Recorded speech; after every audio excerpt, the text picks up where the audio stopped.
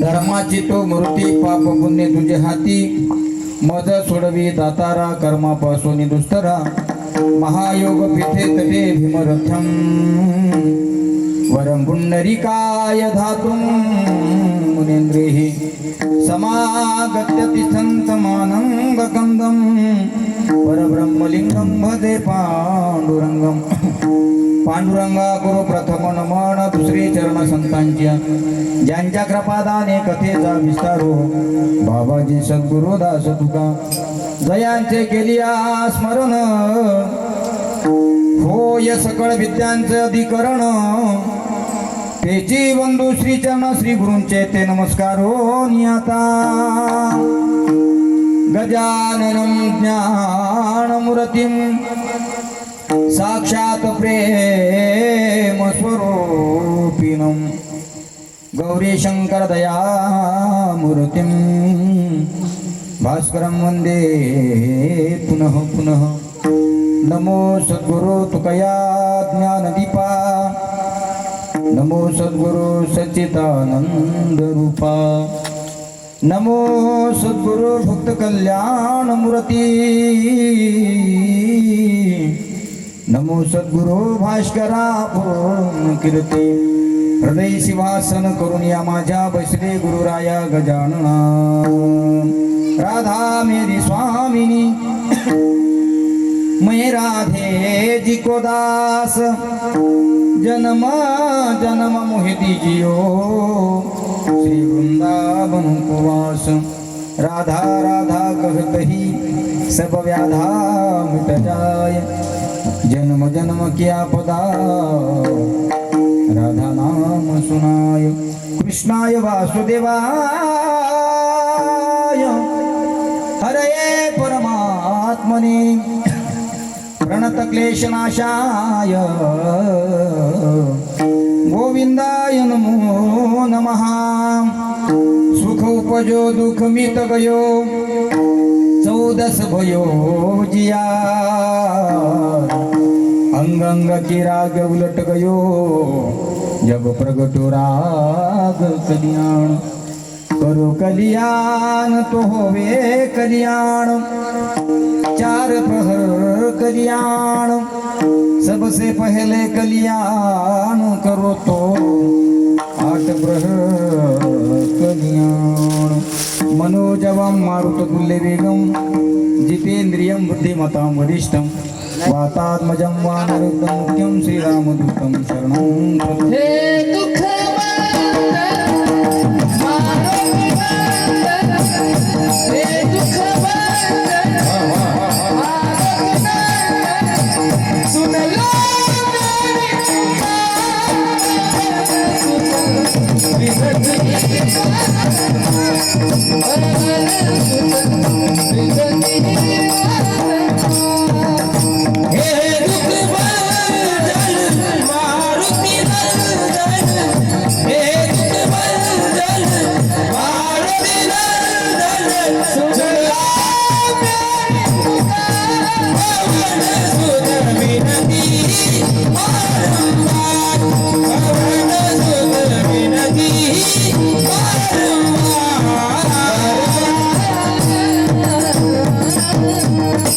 जय हनुमान ज्ञान गुण सागर जयति लोक कपीस उजागर मस्तक माझा पायावरी या वारकरी संतांच्या योग योगेश्वर हाची एक जाणा शेगा विचाराणा गजानन सती रंभा जयाची माता से हो आकाराम नामे पिता बसे हो सिर सोली गावी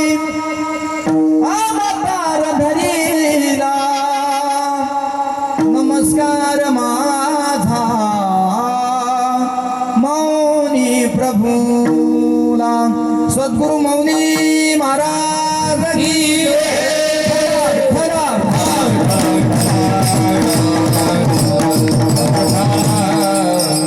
धर्माची तू मूर्ती, पाप पुण्य तुझे हाती, मज सोडवी दातारा, कर्मापासून दुस्तरा उपस्थित. वा. प्रस्तुत प्राप्त प्रसंगी प्राप्त स्थळी निरूपणा करता निवडलेला अभंग. वैराग्याचे मूर्तिमंत पुतळे संत श्रीमंत देहूचे सुप्रसिद्ध साधू जगद्गुरु श्री तुकोबाराय यांचा हा फार नाही पण 3 चरणाचा अभंग सेवेकरता निवडलेला आहे. या अभंगाच्या माध्यमातून श्री संत तुकाराम महाराज देवाला प्रश्न करतायत आणि केलेल्या प्रश्नाचं उत्तर मागतायत. सेवेला प्रारंभ करण्या अगोदर अल्पसा परिहार तो असा. गेल्या अनेक वर्षांपासून चालत असलेला अखंड हरिनाम संकीर्तन कीर्तन महोत्सव तथा श्रीमद भागवत कथा ज्ञान यज्ञ आपल्या अंधारी गावामध्ये, अंधारी तालुका जाफराबाद जिल्हा जालना या गावामध्ये आपल्या समस्त अंधारीकर ग्रामस्थांच्या अतोनात प्रयत्नातून या ठिकाणी संपन्न होत असतो. त्यामध्ये आमचे ज्येष्ठ कीर्तनकार श्री हरिभक्तीपरायण आदरणीय वाणीभूषण श्री गुरु माऊली पितृतुल्य दत्तात्रय बाबा नेवरे यांच्या श्री मुखातून आपण श्रीमद भागवत कथा गेल्या 4 दिवसापासून या ठिकाणी श्रवण करता,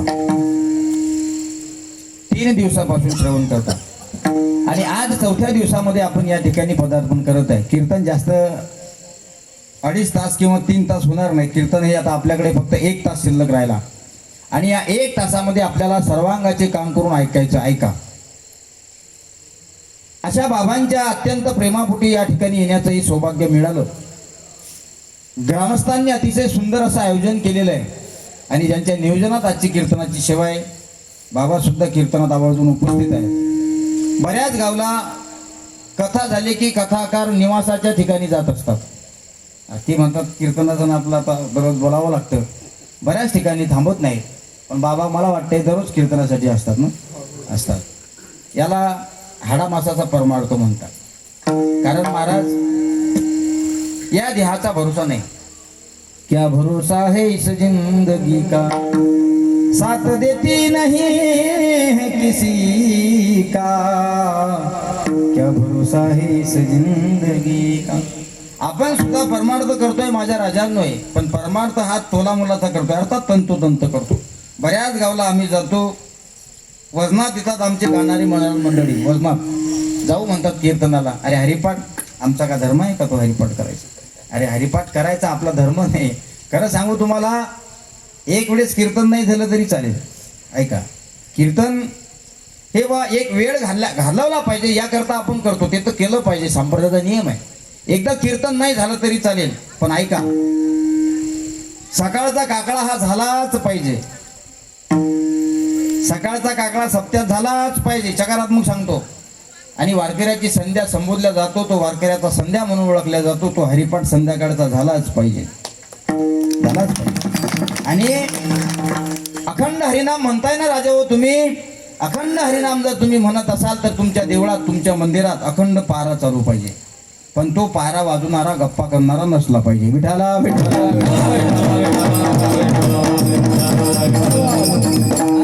पारा वाजवणारा गप्पा करणारा नसला पाहिजे. 2 तासाची वेळ दिलेली आहे तुम्ही त्याला सांगितलं पाहिजे, बाबा रे हा 2 तास तुझ्यासाठी अत्यंत अमूल्य किमतीचे आहेत. कारण एकदा का हे 2 तास तुझ्या आयुष्यातून निघून गेले, परत येत नाही. वा, तरुण मंडळी सुद्धा उपस्थित आहे कीर्तनासाठी, ऐकलं पाहिजे माझ्या राजांनो, ऐका. त्याला आपण संकल्पित वेळ दिलेला असतो. 2 तास शांभूचा पारा असेल, 2 तास शंकर महाराजचा असेल, 2 तास अमोल महाराजचा असेल, 2 तास शिवदास महाराजांचा असेल. हे वेळ आपल्याला नियोजित दिलेले असतात. तुम्हाला काय वाटतं, हे वेळ ही काळ हा वेळ आपल्याला काय ग्रामस्थांनी दिला का? नाही, तो वेळ तुमच्या नशिबात होता म्हणून तुम्हाला मिळाला.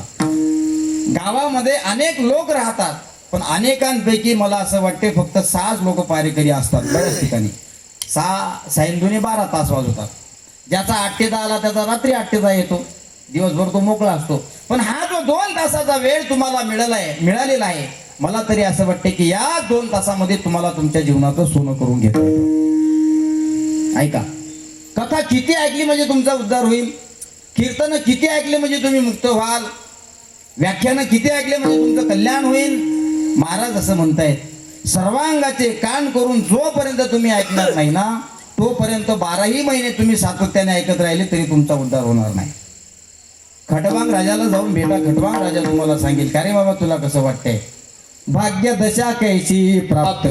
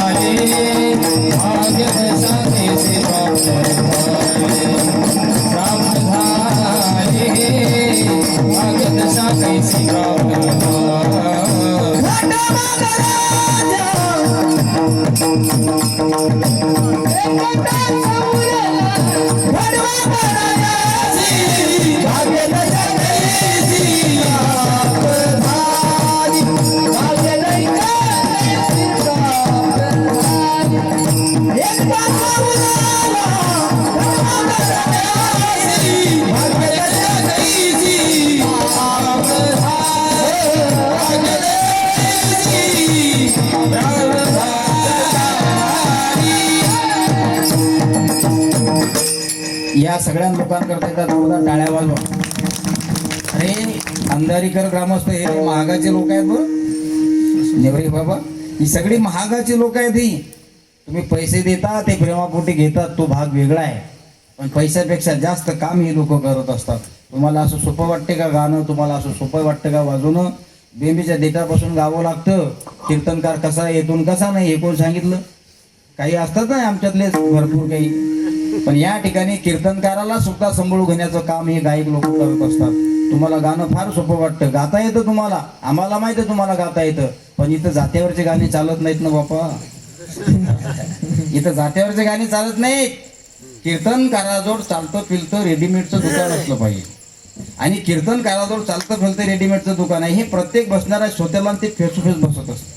काही लोकांना, काही लोक म्हणतात महाराजांना उधार दिलं ते असं द्यायला नव्हतं पाहिजे. अरे ते तुला फिट बसलं म्हणून द्यायला नव्हतं पाहिजे.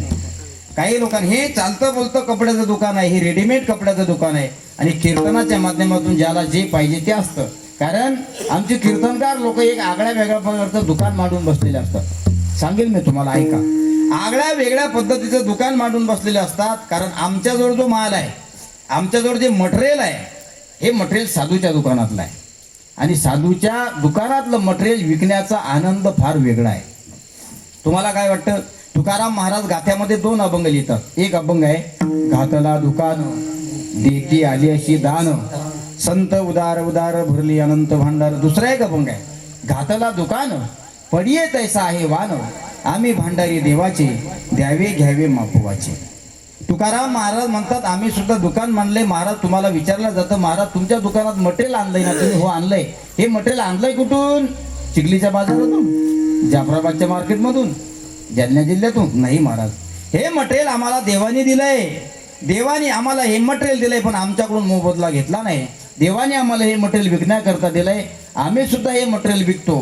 प्रापंचिक लोक सुद्धा मटेरियल विकत घेतात. पण एखाद्या किराणा दुकानदाराकडे तुम्ही जर जात असाल, त्याला विचारला जात असेल की बाबा रे मला साखर दे, दुकानदार सुद्धा तुम्हाला साखर देईल. पण अगोदर तुमच्याकडून मला असं वाटतं तो 50 रुपये घेईन. काय किलो आहे साखर? मावल्या हो, साखर काय किलो आहे? साखर अंधारी काय किलो आहे? हा, जे असेल ते आपण 50 रुपये धरा. काय पैसे पडतात का सांगायचे? तुम्ही जर एखाद्या दुकानदाराकडे गेले, तुम्ही जर किलोभर साखर मागितली तर तुम्हाला देईन. पण मला नाही वाटत बाबा तो तुम्हाला फुकट देईन. तो म्हणेन तुम्हाला किलोभर साखर मी देतोय, त्याचे 50 रुपये मला द्यावे लागतात. याचा अर्थ असा आहे राजांनो की हा व्यवहार आहे, हा प्रापंचिक लोकांचा व्यवहार आहे. पण जा तुम्ही साधूच्या दुकानात. साधूच्या दुकानात गेल्यानंतर साधू तुम्हाला फुकट देत असतात. बघा ना, हे दुकानच आहे. या ठिकाणी बसलेले सगळे गिऱ्हाईक आहे. आणि आमच्याजवळ जे मटेरियल आहे हे मटेरियल देवाचं आहे. विठाला विठाला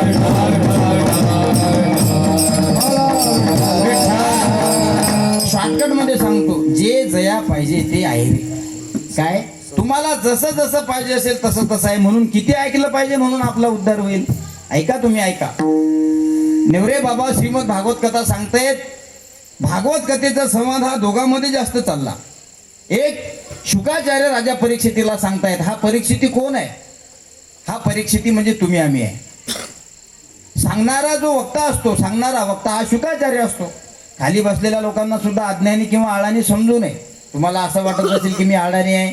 या ठिकाणी बसलेले शिवदास महाराज सगळे हुशार आहेत. नाही तर म्हणा तुम्ही हरिमुखी म्हणा, हरिमुखी म्हणा. ते म्हणतात पुण्याची गणना पूर्ण म्हणतात की नाही पा, कारण त्यांना तेवढंच येतं. हरिमुखी म्हणा, हरिमुखी म्हणा, पुण्याची गणना. बस एवढं जरी आलं तरी तुम्ही आमचे सदस्य झाले, कारण तुम्ही फॉलोवर झाले ना तुकाराम महाराजांच्या संत साहित्याचे. असले पाहिजे, तुम्ही सबस्क्राईब केलं पाहिजे ते चॅनल. आपण सबस्क्राईबच करत, आपल्याला त्याची आवड नाही. ऐका, कधी काळी कीर्तन सर्वांगाचे काम करून ऐकलं पाहिजे. कोण होता हा परीक्षित राजा? एका साधूची विटंबना केली, एका साधूची चेष्टा केली, साधूनं श्राप दिला, जा रे माझ्या वडिलांच्या गळ्यामध्ये मेलेला सर्प ज्यानं टाकला असेल त्याला 7 दिवसामध्ये तक्षक नावाचा सर्प दंश करून तो मरेल. पळत होता, मग पळत होता, पळायला लागला, पळायला लागला, पळायला लागला. पर्याय नव्हता काही शिल्लक. तुम्ही कितीही पळा या प्रपंचात, तुम्ही कितीही उड्या मारा या प्रपंचात, एकनाथ महाराजांचा आदर्श डोळ्यापुढे घ्या. तुम्ही किती पळा, पळतात लोक. महाराज एक गोष्ट लक्षात ठेवा, आणि सगळं कीर्तन तुमच्या डोक्यात बसेल फक्त एका सिद्धांतामुळे. ऐका, अनेक प्रकारचे खेळ खेळा. तुम्ही क्रिकेट खेळा, हॉकी खेळा, फुटबॉल खेळा, मॅच खेळा, पत्ता खेळा, कॅरम खेळा, काही खेळा, सगळे खेळ तुम्हाला जिंकता येतील. अगदी गोल्ड मेडलिस्ट तुम्ही व्हाल, भारतरत्न पुरस्कार सुद्धा तुम्हाला मिळेल. पण मृत्यूचा खेळ तुम्हाला एक दिवस हारावाच लागतो, हे विधीचं विधान आहे. म्हणून सावध झालं पाहिजे. सावध होनी भजनी लागा, देव करा कैवारी. ए मल्हारीची वारी, माझ्या मल्हारीची वारी, मल्हारीची वारी, मल्हारीची वारी, माझ्या मल्हारीची वारी, मल्हारीची वारी, माझ्या मल्हारीची वारी. सावध होनी भजनी लागा, सावध होनी भजनी लागा, देव करा कैवारी. मल्हारीची वारी, माझ्या मल्हारीची वारी, मल्हारीची वारी, माझ्या मल्हारीची वारी, मल्हारीची वारी, माझ्या मल्हारीची वारी, मल्हारीची वारी, माझ्या मल्हारीची वारी. शांती ब्रह्म तर फार सुंदर म्हणतात, सावधवान भजनाला लागा. त्याला विचारलं का सावध व्हा? सावध होई बाबा, काढ लागला मांबा. हे अभंग कधीतरी ऐकत जा. आणि साऊंडवाले दादा, पवन मंडप साऊंड सिस्टीम भारत खुर्द यांच्याकरता एकदा जोरदार टाळ्या वाजवा. वा, खूप छान सिस्टीम देता तुम्ही. आणि खरं सांगू तुम्हाला, आपल्या दोघातच ठेवा, कोणाला सांगू नका. तुमचं चांगलं आहे म्हणून आमचं दुकान चालतं, तुमचं चांगलं आहे म्हणून आमचं दुकान चालतं. नाही तर बऱ्याच ठिकाणी आम्ही जातो. तुमच्या सर्व मायबापांचे, जनतेचे आशीर्वाद आमच्या पाठीशी आहेत. दररोज रात्री आमच्या महाराज लोकांच्या गाड्या पडत असतात. दररोज या भागात, त्या भागात, त्या भागात दररोज कुठं ना कुठं कीर्तन असतात. पण येऊन जाऊन आमची गाठ भेट त्या साऊंड सिस्टीमवाल्याचीच होते. त्याला सांगावं लागते, गेन दे, ट्रबल दे, बेस दे. आणि इकडे जास्त वजन असते आमचं. कुठं? गेनवर जास्त असते. गेन द्या, आवाजच नाही. एका गावात असंच झालं, शंकर मला मी म्हटलं गेन द्या, ट्रबल द्या, बेस द्या, जरा शार्क द्या. ते उठलं, ते म्हणे महाराज तुम्ही लयच लावता म्हणे आमच्या मागं टुमनं, तुम्हालाच आवाज नाही म्हणे, त्याला मी काय करू. तेव्हापासून साऊंडवाल्या दादाला आपण बोलत नाही. आणि वस्तुस्थिती जर असेल तर सांगितल्याशिवाय राहणे. खरोखर आहे ना, किती जोरदार साऊंड आहे यांचा, म्हणून यांच्याकरता टाळ्या घेतल्या. अगदी टाचन पडेल तरी सुद्धा आवाज येईल अशी मस्त सिस्टीम आहे. गाणाऱ्या लोकांना सुद्धा चांगला आवाज द्या. आज तुमच्याकडे 10 लाखाचं साऊंड सिस्टीम आहे. आज तुमच्याकडे 10 लाखाचं साऊंड सिस्टीम आहे. मी मारुती रायाला जाता जाता प्रार्थना करेल की या दादाकडे आज 10 लाख रुपयाचा आहे, पुढच्या वर्षी 25 लाखाचं झालं पाहिजे, 25 लाखाचं झालं पाहिजे. फक्त याच्यामध्ये तुमचा भाव हा समर्पण असला पाहिजे. एखादी मशीन जळली तर जळू द्या, म्हणजे मी असं म्हणणार नाही की जळेल पाहिजे, जळत नाही. हा भाव पाहिजे की जळू द्या, जळली तर. देवाच्या कार्यासाठी जर माझ्या मशीनमधून धुपट निघत असेल ना, मी काय लग्नात साऊंड वाजवला म्हणून माझी मशीन जळली. अरे मारुती रायाच्या कार्यात मी साऊंडचा आवाज वाढवला म्हणून त्यातून धुपट निघलं. देवाचंच कार्य होतं ते. आज 400 रुपये त्या मशीनला लागले, उद्या तीच मशीन तुम्हाला 40,000 रुपये कमवून देते. खरं सांगू, ऐका, तुमच्यासाठी स्पेशल आहे. या साऊंडवाल्या लोकांना बरेच लोक त्रास देतात, आमचेच देतात. आणि वास्तविक पाहता हा वक्ता असल्यामुळे, नेवरे बाबा, हा वक्ता असल्यामुळे ते काही बिचारे बोलत नाहीत. बरं झालं एखादा असं म्हणत नाही, तू फक्त कीर्तन झाल्यावर भेट रे, मग सांगतो तू. इतकं म्हणत नाहीत म्हणून बरं आहे. नाही तर आमच्यासारखी अगरबत्ती छाप, अगडबंब झालेल्या अंडरटेकर सारख्या माणसाला काय त्यांच्याशी युद्ध करतील, हे म्हणत नाहीत म्हणून आमचं दुकान चालतंय. म्हणून आमचे लोक सुद्धा हुशार असतात. साऊंडवालं खिजलेलं दिसतं, लवकर गाडीला किक मारायला जातो. असं नाही, अतिशय सुंदर तुमची सिस्टीम आहे. बघा ना तुम्ही सप्ताह करता तन्मन धनानं समर्पण द्या. हे मी सिस्टीमवाल्यासाठी बोलतो असं नाही, हे मृदंगवाल्यासाठी सुद्धा. एक मुगळा शिल्लक वाजवा, गळू द्या तुमच्या अंगातलं पाणी किती बाहेर येतं तर दिसू द्या लोकांना. शंकर महाराज इरेतकर मृदंग वाजवतात आणि मृदंग वाजून जो महाराजांना घाम येतो आणि तुम्ही जे 10,000 रुपये त्या घामाचे देता, हे पैसे हरामाचे नाहीत माझ्या राजांनो, हे पळालेल्या टपटप घामाचे आहेत. हे लोक सहज आहेत. म्हणून एखादा मुकळा, एखादा 16 मात्रेचा, एखादा 4 मात्रेचा, एखादी 12 मात्रेची उतरणी एक्स्ट्रा वाजवा ना, वाजवा, एक्स्ट्रा वाजली पाहिजे. या लोकांना सुद्धा कळालं पाहिजे की आम्ही सुद्धा वाजवताना हलगर्जी करत नाही, तन्मनधनानं वाजवतो. हे वाजवणाऱ्यासाठीच आहे असं नाही, हे गाणाऱ्यासाठी सुद्धा आहे. आपण पाहिलं, आणि हे नुसतं गाणाऱ्यासाठी नाही, हे वाजवणाऱ्यासाठी नाही. बघा ना, आपल्या गावात महाराष्ट्रातील सर्व नावाजलेली मंडळी आहे. आमचे आदरणीय शिवदास महाराज रक्ताडे, संगीत अलंकार, संगीत विशारद, अगदी साखरेपेक्षा गोड ज्यांचा कंठ आहे ते सुद्धा या ठिकाणी गेल्या 3 दिवसापासून येतात. आजच्या सुद्धा 4थ्या दिवसाच्या सेवेला हजर आहेत. आमचे अमोल महाराज शेळके आहेत, संगीत अलंकार, संगीत विशारद, भजन सम्राट, त्यांचा सुद्धा साखरेपेक्षा असा गोड कंठ आहे, ते सुद्धा या ठिकाणी उपस्थित आहे. ही सगळी मंडळी फार महागडी आहे आणि ही सगळी मंडळी आपल्याला भेटणं, मला तरी असं वाटते की हे अंधारीकर ग्रामस्थांचं भाग्य आहे. विठाला विठाला विठाला विठाला.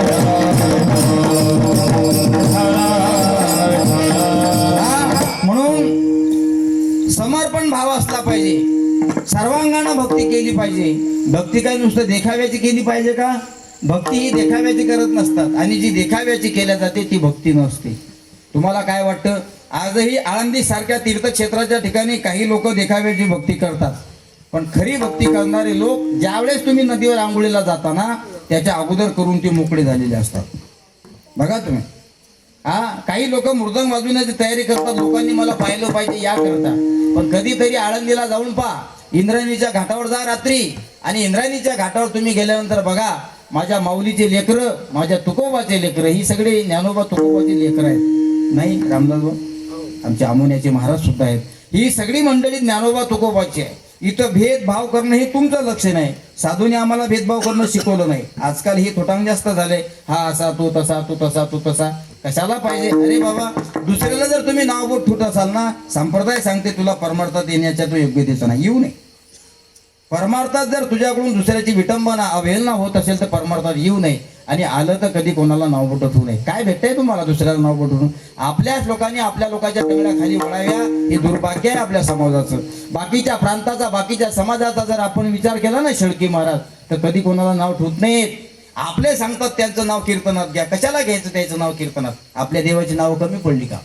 आपल्या देवाचा आपल्याला अभिमान असला पाहिजे. आपल्या देवाचा, आपल्या संताचा, आपल्या माणसाचा आपल्याला स्वाभिमान असला पाहिजे. हिंदू आहे ना आपण, हिंदू मराठी म्हणून घेतोय आपण स्वतःला, आणि आपणच आपला माणूस एखादा वर जायला लागला की त्याच्या टंगड्या खाली ओढतो. हे कितपत योग्य वाटतं? माझ्या राजांनो, हे कर्म आहे आणि या कर्माचं फळ तुम्हाला एक दिवस भोगायचं आहे. आजचा अभंग फार चिंतनीय आहे. वास्तविक पाहता अभंग मी थोडा दुसरा घेणार होतो. मी यांना विचारलं, नेवरे बाबा अभंग कोणता घेऊ? मी ठरवला होता, मी आता गावाच्या बाहेर 10 मिनिटं गाडी उभी केली. आमचे बाळूभाऊ संस्थांचे कर्मचारी अतिशय सुंदर साऊंड सिस्टीम लावतात. मौनी बाबाचा साऊंड आपण आता आणला, 8-10 दिवस झाले. 6 लाखाचं सामान आणलं संस्थांनी, पूर्ण ऑपरेट ते करतात. पण या ठिकाणी साऊंडचे मालक जे बसलेले आहेत ते चालक असल्यामुळे काही अडचण नाही, म्हणून आता तुम्ही 2 जण कोऑपरेट करा. विठाला विठाला विठाला. कारण ही कीर्तनाची गाडा आपल्याला हाकत हाकत हाकत 10:30 पर्यंत नेऊन टेकवायचे. नाही रामेश्वर बा सुद्धा उपस्थित आहेत. ते म्हणले, मी नेवरे बाबाला बोललो होतो, तुमचं कीर्तन मी चिखलीत ऐकलं नेवीच्या नवरात्रात, आणि नेवरे बाबाला मी हट्ट केला आणि ती कीर्तन मला मिळालं. कसं आहे दादा, ज्या ताटावर ज्या व्यक्तीचा अधिकार आहे त्याला ती ताट मिळणारच. आता कीर्तनकाराचा घाटा आहे का? दगड उचलला की महाराज सापडला. कोणी कीर्तन करतं? कंबर बांधली, बांधला फेटा, मांडली कंबर, घेतल्या नोटान, धरल्या फेटा, सगळ्या चाटा. असं काय का? म्हणजे मी काय चाटा मारतो का?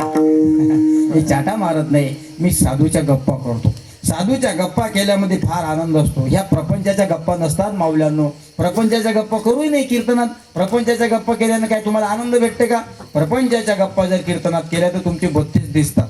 म्हणजे तुम्ही हसता, वा काय कीर्तन केलं महाराजानं, काय केलं महाराजानं. सगळ्या संसारातल्याच गप्पा सांगितल्या. संसारातल्या, प्रपंचातल्या गप्पा कीर्तनात शक्यतोवर सांगू नये. प्रमाण येत असतील तर ते फोडून सांगा.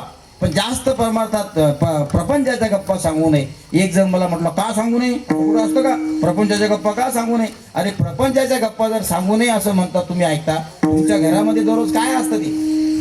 तुमच्या घरात संसाराच्या गप्पाच असतात ना. हा, तुमची पत्नी, तुमचे लेकरं, तुमचे नातवंड, तुमचं सगळं गमगोत असतं. तुम्ही प्रपंचात किती करा, तुमची बायको तुम्हाला एकच शब्द वापरते, तुम्हाला काही समजत तरी त्या गप्पा करायच्या का कीर्तन?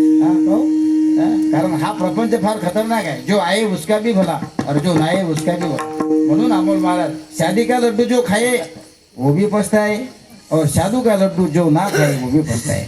हा, हे बाजार ज्याचं झालं नाही त्याला कधी होईल याची चिंता असते. ज्याचं झालं फालतू केलं याची चिंता असते. हा प्रपंच कधी कोणाचा सुखाचा झाला नाही. विश्वमाऊली ज्ञानोबा एका ओळीमध्ये फार सुंदर वर्णन करतात, ऐका. मृत्यू लोकी सुखाची कहाणी ऐकी जेण कवणाचे श्रवणी, तैसी सुखनिंद्रार्थोणी इंगळाचे. विश्वमाऊली ज्ञानोबा ज्ञानेश्वरीच्या भूमीतून मांडतायत. या कष्टतर कलियुगामध्ये जन्माला आलेला व्यक्ती प्रपंचात आनंद मिळवण्याचा प्रयत्न करतो, इतका प्रयत्न करतो, शेवटी 4 जणांच्या खांद्यावर जातो, तरी सुद्धा त्याला संसारात, त्याला प्रपंचात आनंद मिळत नाही. कशावरून? अरे आपण कधी काळी कोण्या मोठ्या लोकांचं अनुकरण घेतलं पाहिजे. मला माहित आहे आपल्या गावातले तरुण मुलं सुद्धा क्रिकेट खेळतात ना रे भाऊ. क्रिकेट हा सगळ्यांचा आवडीचा खेळ आहे. I like it. क्रिकेट खेळलं पाहिजे, कारण पूर्वीच्या काळात भगवान श्रीकृष्णानं क्रिकेट खेळलं. म्हणजे त्या काळात क्रिकेट हे नाव नव्हतं, त्या काळात चेंडूफळी असं नाव होतं, आणि ते चेंडूफळीचं नाव आजचं क्रिकेट झालं. पण तुम्ही क्रिकेट खेळताच असं मी म्हणत नाही. क्रिकेट खेळत असताना तुम्ही कोणाची तरी स्टाईल मारता. तुम्ही एक तर विराट कोहलीची स्टाईल मारता, तुम्ही एक तर धोनीची स्टाईल मारता, किंवा तुम्ही हार्दिक पांड्याची स्टाईल मारता. तुम्ही स्टाईल मारता हा माझा विषय नाही. तुम्ही मोठ्या व्यक्तीचं अनुकरण करता हा महत्वाचा मुद्दा आहे. कोणाचं अनुकरण केलंय तुम्ही? महेंद्रसिंग धोनी. वा, काय बॉडी लाईनच्या बाहेर 6 मारतो तो. हा प्रदर्शनकारी छक्का असतो त्याचा. असं पाहिल्यानंतर सगळे प्रेक्षक उभं राहून जोरजोराने टाळ्या वाजवतात, आहे की नाही? याचा अर्थ असा आहे की काही मुलं मोठ्या व्यक्तीचं अनुकरण करत असतात. साध्या प्लेयरचं जर अनुकरण करून आपण स्टेट क्रिकेट खेळतोय, तर मला असं वाटते जीवनाचं सोनं होण्याकरता संतांचं अनुकरण आपण का करू नये? संतांचं अनुकरण केलं पाहिजे जीवनामध्ये. मोठ्या व्यक्तीचं ऐकल्यानंतर जर आपल्या जीवनाचं सोनं होत असेल ना आजी, मोठ्या व्यक्तीचं ऐकून जर आपल्या जीवनाचं सोनं होत असेल तर आजीचं ऐकायला काय हरकत आहे? नाही तर मग बरेच लोक म्हणतात, महाराज रात्री मी नाही का कीर्तन ऐकलं, तुम्ही नाही का कीर्तनात सांगितलं माणूस मेल्यानंतर माणसाच्या जीवनाचं सोनं होतं. असंच म्हटलं मी एका गावात. अरे कथा ऐकून मरा, कीर्तन ऐकून मरा, प्रवचन ऐकून मरा, शास्त्र पुराण ऐकून मरा, महाभारताच्या गप्पा ऐकून मरा, जीवनाचं सोनं होतं. असंच कीर्तन ऐकलं, मेली नाही एक म्हातारी. दुसऱ्या दिवशी म्हातारी मेल्यानंतर त्या म्हातारीला एकुलता एक लेख होता. त्या म्हातारीचा अंतिम संस्काराचा विधी पार पडला. आता 3ऱ्या दिवशी हिंदू धर्माची संस्कृती आहे, सावळण्याचा कार्यक्रम असतो. 3ऱ्या दिवशी सावळतात ना, लगेच पेटून दिलं की लगेच भरतात? नाही, हिंदू संस्कृती आहे. 3ऱ्या दिवशी आस्ती सावळतनाचा कार्यक्रम असतो, 10व्या दिवशी पिंडाचा कार्यक्रम असतो, 11व्या दिवशी अक्करमासाचा कार्यक्रम असतो, बारसाच्या दिवशी बारसाचा कार्यक्रम असतो, आणि 13वीच्या दिवशी नुसतं जेवायचा कार्यक्रम असतो. टप्पू मारतो ना 13वीच्या दिवशी, 13वी म्हणतात गोड जेवणाचा कार्यक्रम असतो. कीर्तनात रात्री सांगितलं माणूस कीर्तन ऐकून मेल्यानंतर त्याचं सोनं होतं. त्या म्हातारीला एकच लेकरू होतं, त्याने घेतली शंकर महाराज पोतळी आणि निघलं स्मशान खायच्या रस्त्यावर. त्याला मी म्हटलं का रे कुठं चालला? तुम्ही नाही का म्हणे रात्री कीर्तनात सांगितलं कीर्तन ऐकून मेलं की सोनं होतं. माय मेली म्हणे, मी ती राख आणायला चाललो, मी पाहतो म्हणे ती सोनं झालं का राख झालं. तुमच्या लक्षात आलं का? महाराज मेल्यानंतर माणसाच्या देहाचं सोनं होतं, म्हणजे सोन्यासारखा माणूस मुक्त होतो. कारण बिनडागी सोन्याला डाग नसतो, आणि बिनडागी सोन्याची किंमत ही किंमतच असते. तुम्ही कितीही वापरा, डाग्याला जेवढी किंमत नाही तेवढी बिनडाग्याला किंमत आहे. म्हणून बिनडागी अत्यंत महत्वाचं आहे. आपलं जीवन सुद्धा त्याच पद्धतीचं असलं पाहिजे. म्हणून ऐका, तुम्हाला अनुकरण करावं असं वाटत असेल ना, तर तुमचं सर्वस्व देवावर अर्पण करा. काय करतायत देव? माझे तुकाराम महाराज सांगतात, धर्माचं रक्षण देव करतो, धर्माचं पालन देव करतो, धर्म जगवतो देव, धर्माला श्वासोश्वास सुद्धा देव देतो. एवढंच नाही, जन्माला सुद्धा देव घालतोय, तरुण सुद्धा देव करतोय, म्हातारपण सुद्धा देव देतोय, आणि मृत्यू सुद्धा देव देतोय. कारण शब्द वापरला, सकारात्मक शब्द वापरत असताना श्री तुकाराम महाराज अभंगाच्या पहिल्या चरणात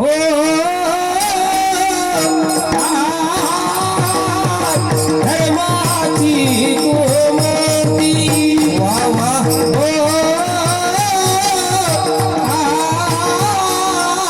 धर्माची तू मूर्ती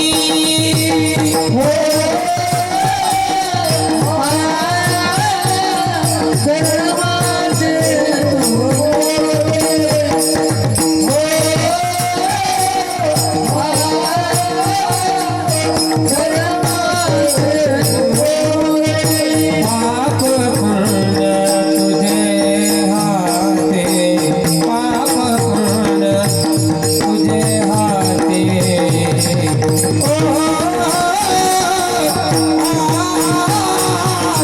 मज सोडवी राधा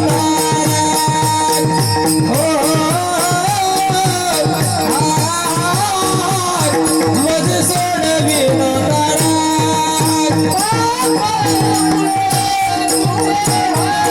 वा वा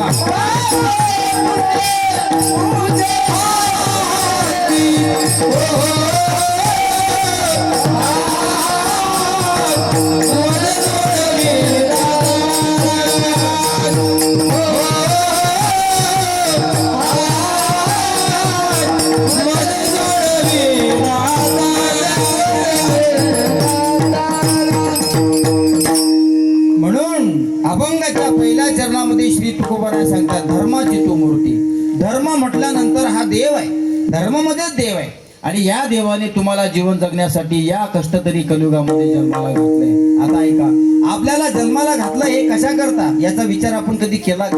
मला नाही वाटत प्रपंचातले लोक याचा कधी विचार करतात. करत नाही. बघा, अरे शेवटच्या श्वासापर्यंत या समाजात जीवन जगणारे लोक आपल्याला दिलेल्या कर्तृत्वाची जाणीव ठेवत नाही. देवाने हा नरदेह तुम्हाला दिला कशा करता की बाबा धर्मानं चाललं पाहिजे, धर्मानं जगलं पाहिजे, न्यायानं व्यवहार केला पाहिजे. याच्या करता तर आपल्याला आपला नरदेह मिळून दिलेला आहे. सगळ्यात अगोदर या कष्टातर कलियुगामध्ये आपण जन्माला आलोय. विठ्ठला विठ्ठला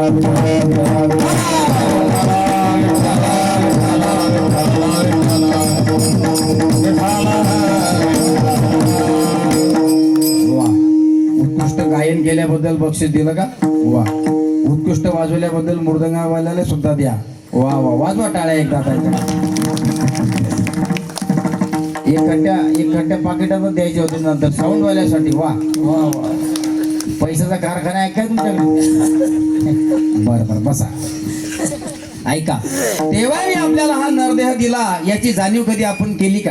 करत नाही आपण याची जाणीव. ऐका, आपण या कष्टतर कलियुगामध्ये आलो माझ्या मायबापांनो. एक दिवस आपल्याला या गावाचा, एक दिवस आपल्याला तालुक्याचा, जिल्ह्याचा, राज्याचा, देशाचा, या जगाचा एक दिवस कायमचा निरोप घ्यायचा. एवढं मात्र सत्य आहे. मी सांगितलंय तुम्हाला, अनेक प्रकारचे खेळ खेळू शकता तुम्ही, अनेक प्रकारचे खेळ खेळून चांगल्या पद्धतीनं नाव मोठं करू शकता. पण एक खेळ असा आहे जो खेळ कोणालाच माहीत नाही आणि तो खेळ खेळण्याची कोणाचीच इच्छा नसते. का असते? मरायची कोणाची इच्छा असते? अरे बाबा, मरायची कोणाची इच्छा नसते. बाबाला कीर्तन कळून राहिलं, वा मस्त कीर्तन कळून राहिलं तुम्हाला.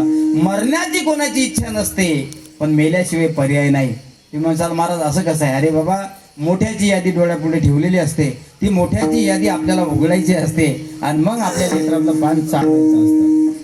मोठ्यांची यादी दिली, मी सांगतो तुम्हाला, ऐका. पीर मरे पैगंबर मरे, मर मर गए जिंदा जोगी, जपी तपी सन्यासी मर गए हकी मरोगी. काय यादी दिली? 9 भी मर गए, 10 भी मर गए, मर गए 88,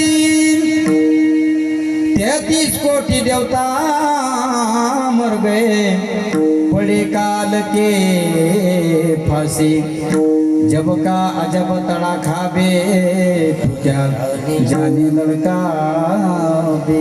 हे काय आहे? हे कबीरदास महाराज सांगतात आपल्याला. पीर मरे, पैगंबर मरे, मर मर गए जिंदा जोगी, जपी गेले, तपी गेले, भव्य वस्त्र प्रदान करणारे संन्यासी सुद्धा गेले, तप करणारे, साधना करणारे, धारणा करणारे, योगी, तपी, संन्यासी सुद्धा गेले. मला असं वाटते की मोठाले लोक जर मार्गस्थ होत असतील ना, तर चार भीतीमध्ये प्रपंच करणाऱ्या माणसाची काय ठुमणी आहेत त्या ठिकाणी. हा जामेला पंजामेला बाप मसना गेला. हा जामेला पंजामेला बाप मसना गेला. देखत देखत नातू पंतू तोही तैसा झाला होता होता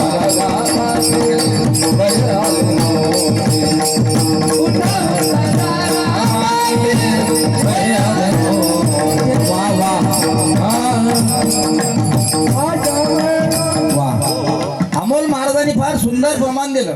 जसं मी सांगितलंय, कारण प्रमाण सुद्धा तितकं तोला मोलाचं देता आलं पाहिजे. बरं, प्रमाण एक तर मॅचिंग देता आलं पाहिजे किंवा तंतोतंत देता आलं पाहिजे.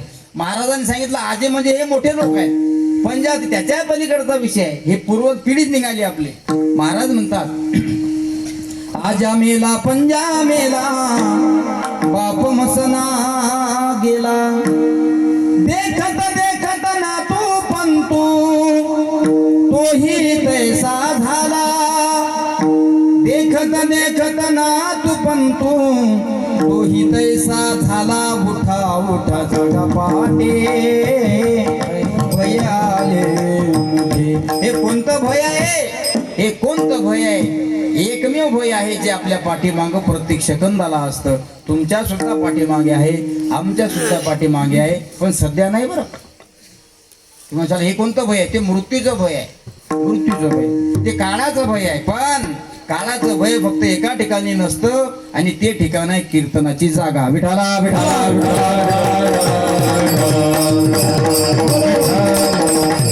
काळाचं भय इथं नसतंय. नाही तर काळ प्रत्येक सेकंदाला प्रत्येक मिनिटाला तुमच्या पाठीशी आहे. शांतीब्रह्म एकनाथ महाराज तर असं सांगतायत, घडी घडी काळ वाट याची पाहे अजून किती आहे अवकाश. प्रत्येक सेकंदाला काळ तुमची वाट पाहत असते. त्या ठिकाणी तुमची संपत्ती कामा येत नाही. त्या ठिकाणी तुम्ही जास्तीत जास्त प्रेम ज्या पत्नीवर करता ती पत्नी सुद्धा तुमच्या उपयोगात येत नाही. हाडाची काळ्या रक्ताचं पाणी करून तुम्ही तुमच्या मुलांना, तुम्ही तुमच्या मुलीला शिकवलेलं असतं, विदेशात पाठवलेलं असतं. फोन जातोय, अगं बाळा बाबाची आईची तब्येत बरोबर नाही, येतेस का? तिकडून फोन येतो, आली असती. हे भावना आहेत, हे लक्षात ठेवा. कधी तुम्हाला अनुभव नसेल तर अनुभव घेऊन पहा. हा, तुम्हाला जर अनुभव नसेल तर अनुभव घेऊन पहा. कधी काळी ज्या लोकांवर तुम्ही जास्त प्रेम करत असतात तीच लोक तुम्हाला दूर करत असतात.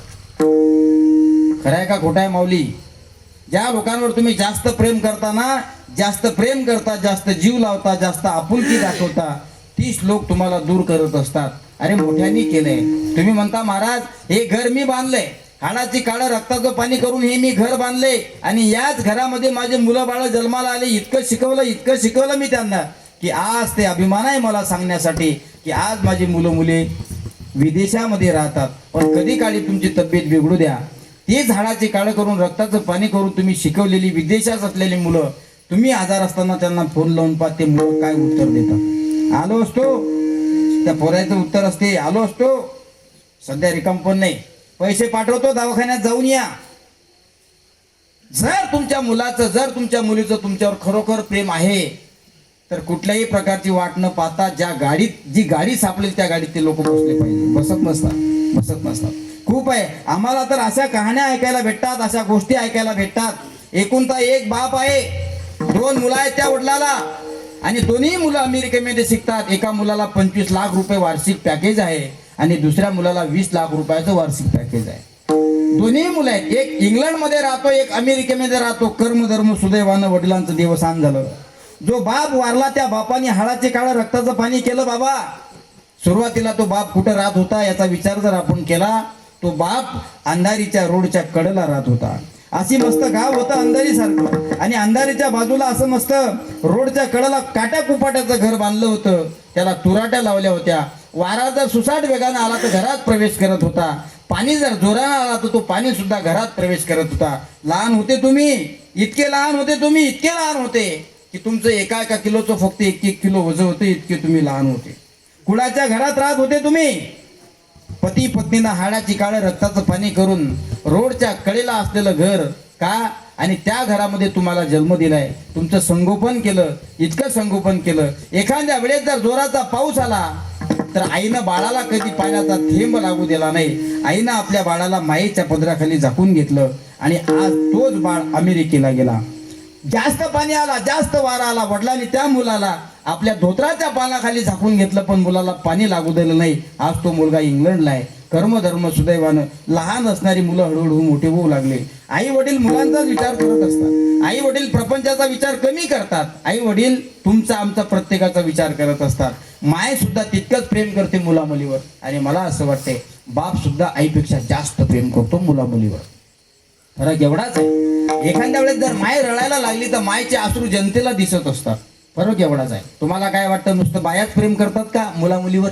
नाही, आईच प्रेम करते मुला मुलीवर जास्त असं नाही. तुमच्या आईपेक्षा त्या मुला मुलीचा बाप 10% प्रेम जास्त करत असतो. फरक एवढाच असतो. आई जर रडत असली तर 10 बाया त्या बाईजवळ जातात. रडू नये बाई, काय रडतं, पायनं डोळे किती सुजले, किती लाल डोळे झाले. आणि बाप हा पहाडासारखा असल्यामुळे त्याच्या डोळ्यात लवकर पाजर फुटत नसतात, पण त्याचं मन रडत असतं. माणसाला वरून पश्चाताप झालेला कधी चांगला असतो का मनातून पश्चाताप झालेला चांगला असतो? शास्त्र सांगते, शास्त्र आहे त्याला, पश्चातापेन शुद्धता. पण तो पश्चाताप वरून नसला पाहिजे, तो पश्चाताप आतून असला पाहिजे. दुःख वरून नाही दाखवता आलं पाहिजे, दुःख हे आतून व्यक्त केलं पाहिजे. त्याला म्हणतात अंतरीच्या भावना फरवटोनी. या अंतरीतल्या भावना ज्या आहेत हे अंतरीचं दुःख आहे. आई ज्यावेळेस रडत असते त्यावेळेस आईचे अश्रू जनतेला दिसत असतात. आणि ह्या जनतेला दिसल्यानंतर ही जनता समाजात जाऊन फिरत असते. बघा ना किती रडत होती ती बाई, किती रडत होती ती बाई, पण बापाच्या डोळ्याला एक आसवाचा थेंब आला नाही. त्या बाईनं कधीतरी त्या बापाच्या हृदयात प्रवेश करून पाहिलं पाहिजे. कारण बाप तो बाप असतो, बाप तो बाप असतो. आई आणि बाप या आई वडील आपल्या मुला मुलींना शिकवण्याकरता, मोठं करण्याकरता हळाची काळं रक्ताचं पाणी करत असतात. ऐका तुम्ही माझं राजांनो, असं रोडच्या कडेला घर होतं, कुळाचं घर होतं. सुसाटाचा वारा आला, मोठा जोराचा पाऊस आला की तुम्हाला पाणी लागायचं, तुम्हाला वारं लागायचं. म्हणून तुम्हाला पाण्याचा थेंब सुद्धा लागू नये, वाऱ्याचा श्लेष सुद्धा तुमच्या शरीराला स्पर्श करू नये, याकरता आई वडील तुम्हाला मायेच्या पदराखाली झाकत होते. शिकवलं त्यांनी तुम्हाला. दोघं नवरा बायको संध्याकाळी शेतात कामाला जायचे, मुला मुलींना शाळेमध्ये शिकवायचे, दोन्ही मुलांना शाळेमध्ये शिकवायचे. कर्मधर्म सुदैवानं दोघांनी बसून विचार केला, आता आपल्या मुलांना किती दिवस कुळाच्या घरामध्ये ठेवायचं, किती दिवस.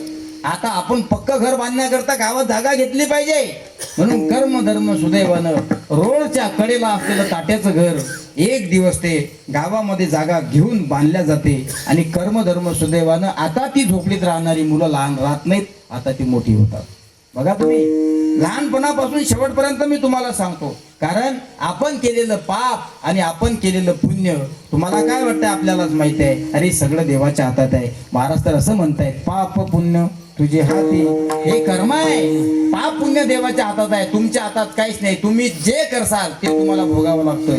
मी सांगेल तुम्हाला आज नारदाच्या गादीहून, तुम्हाला असं वाटत असेल आम्ही पाप करतो, आम्ही पुण्य करतो, आम्हाला कोणी विचारणार नाही. नीट आहे का? तुम्हाला असं वाटत असेल मी पाप करतो, आम्ही पुण्य करतो, आम्हाला कोणी विचारणार नाही. अजून तुम्ही अंधारात आहे. कधीतरी संतांचे चरित्र ऐका, कधी साधूच्या गप्पा ऐका. संत चरित्र, साधूच्या गप्पा तुमची कान उघडणी करत असतात. महाराज तर असे म्हणतात, ऐका. पातके करिता पुढे आहे पुसता, पातके करिता पुढे आहे पुसता, पातके करिता पुढे आहे पुसता, पातके करिता पुढे आहे पुसता, पातके करिता पुढे आहे पुसता, पातके करिता पुढे आहे पुसता, पातके करिता पुढे आहे पुसता, पातके करिता पुढे आहे पुसता. काय उत्तर देता? तुम्हाला असं वाटत असेल आम्ही पाप करतोय आणि आम्ही पाप करून आम्हाला पापाचा भागीदारी कोणी नाही. अजून आपण फार अंधारात आहे.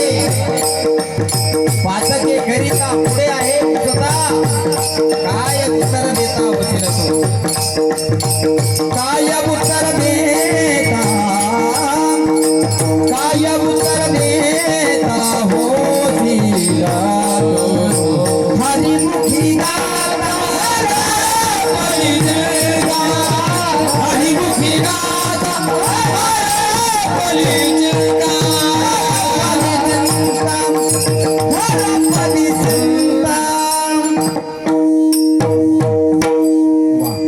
काय म्हणतात महाराज, एकनाथ महाराजांना पूर्ण वर्णन केलेलं आहे, फार सुंदर सांगतायत महाराज. पाटके करिता पुढे आहे पुसत, काय उत्तर देता, काय उत्तर देता होशील तू, पण हरिमुखी गाता हर परिचिंता. महाराज, आपण या कष्टकर कलियुगामध्ये जन्माला आलोय, आपण पाप करतोय, पुण्य करतोय, तुम्हाला असं वाटते की आम्हाला कोणी विचारणार नाही, म्हणून प्रत्येकाला प्रत्येकाच्या प्रश्नाचं उत्तर द्यावंच लागतं. हे विधीचं विधान आहे, मोठ्यांना द्यावं लागतं. आणि कर्म, देवाच्या बापाला जर कर्म सुटत नसेल तर आपण झाडाची पानाव, आपण झाडाची पानाव. देवाच्या बापाला कर्म सुटत नाही, आपण सर्वसामान्य माणूस आहोत. अरे देव आहे तो, विश्वाचा जनित आहे तो, जगाचा मालक आहे तो, ब्रह्मांड नायक आहे तो. तो जरी विश्वाचा जनित असला, तो जरी जन्मदाता देव असला, तो जरी ब्रह्मांड नायक असला, अरे ब्रह्मांड नायक जाऊ द्या रे, देवाच्या बापाला कर्मानं सोडलं नाही तर आपण चार भीतीत प्रापंचिक लोक कुठं मोडल्या जाणार आहे. म्हणून अज्ञानासारखं जगायचं नाही, कधी कधी आपण तरी परमार्थाला लागलं पाहिजे. म्हणून आपल्याला असं वाटते, म्हणून रोडच्या कडेला असलेलं घर कधी काळी गावात जातं, आणि गावात गेल्यानंतर ते घर सिमेंटचं बांधलं जातं. पती पत्नी विचार करता, मुलं मुली लहान होते, सुसाचा वारा सुटला होता, असा मोठा पाऊस आला होता, पण आपण आपल्या लेकरांना कधी पाण्याचा थेंब लागू दिला नाही. पण विचार केला, आपण कुळाच्या घरामध्ये संसार केला, 50 वर्ष संसार केला, आपली मुलं कुळाच्या घरात राहता कामा नये. म्हणून आता आपण ओव्हरटाईम केला पाहिजे. कुळाच्या घरात ज्यावेळेस आई राहते, थोडा आवाज कमी कर, कुळाच्या घरात ज्या दिवशी आई राहते, कुळाच्या घरात बाप राहतो, बाप 300 रुपये रोजानं काम करतो आणि आई 200 रुपये रोजानं काम करते. दररोज संध्याकाळी 500 रुपये घेऊन येतात, त्यातले 300 रुपये मुला करता आणि 200 रुपये प्रपंचा करता.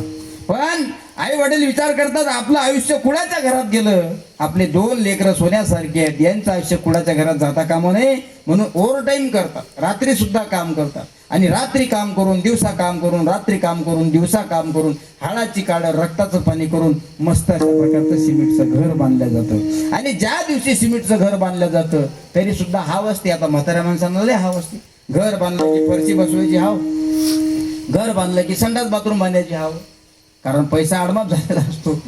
घर बांधलं की फरची स्टाईलची असली पाहिजे, किचन असं मस्तपैकी सुंदर असलं पाहिजे, बाथरूम शौचालय कोणीकडे असलं पाहिजे, या सगळा विचार करत असतात ते. अरे बस झालं ना बाबा, आता मसान खायचा रस्ता दिसताना मोकळा आपला, तरी सुद्धा हाव असते, शेवटच्या श्वासापर्यंत ही हाव राहत असते. बघा तुम्ही लहानपणापासून सिमेंटच्या घरामध्ये तुम्ही गेलात आणि तुमची आता ती मुलं लहान राहिलेली नसतात, आता ती तुमची मुलं वयात आलेली असतात. आणि एखाद्या वेळेस तुमचा आवाज वाढलेला असेल तुमच्या घरात, तुमचा आवाज मोठा झालेला असेल तुमच्या घरात, पत्नीचा आवाज सुद्धा मोठा असेल, वडिलांचा आवाज सुद्धा मोठा असेल, त्यावेळेस तुमची लहान होती ती मुलं आज वयात आलेली मुलं तुम्हाला सांगत असतात, बाबा तुम्हाला काही समजत नाही, तुम्ही मधात बोलू नका. इकडे बी असंच आहे वाटते का नाही? अरे इकडे नाही, जगात कुठे जा पळसाला पानं, जगात कुठे जा पळसाला पानं तिनेच आहेत. म्हणजे तुमचं तसं आणि आमचंही तसंच आहे. पण फरक एवढाच आहे, आमच्या आई वडिलांना आमच्यावर संस्कार केले म्हणून आज आम्ही तुमच्या पुढे उभा आहे. आमच्या आई वडिलांना आमच्यावर संस्कार केले म्हणून आज आम्ही 18 ते 19 वर्षापासून कीर्तन करतो. मी वयाचे 9व्या वर्षी पहिलं कीर्तन केलं होतं, विठाला विठाला. वयाचे 9 वर्षाचा असताना पहिलं कीर्तन केलं होतं. तुम्हाला असं वाटत असेल श्याम महाराज डाकोरकर नेवरे महाराजांनी बोलवलं, हे नक्की कॉलेज शिकलेलं असेल, हे जाऊ द्या नक्की 12वी तरी शिकलेलं असेल. तुम्हाला याच्याही पलीकडे वाटत असेल, आता काही लोक शर्क काढत असतात, दिसते व महाराज जवान, नक्की कॉलेज केला असेल. काही लोक तर असं म्हणत असतील की एज्युकेट आहे, शिकलेलं असेल. पण नारदाच्या गादीवर सांगतो, आमच्या आई वडिलांनी आमच्यावर संस्कार केले म्हणून 4था वर्ग नपास कीर्तनकार तुमच्या पुढे बोलतो.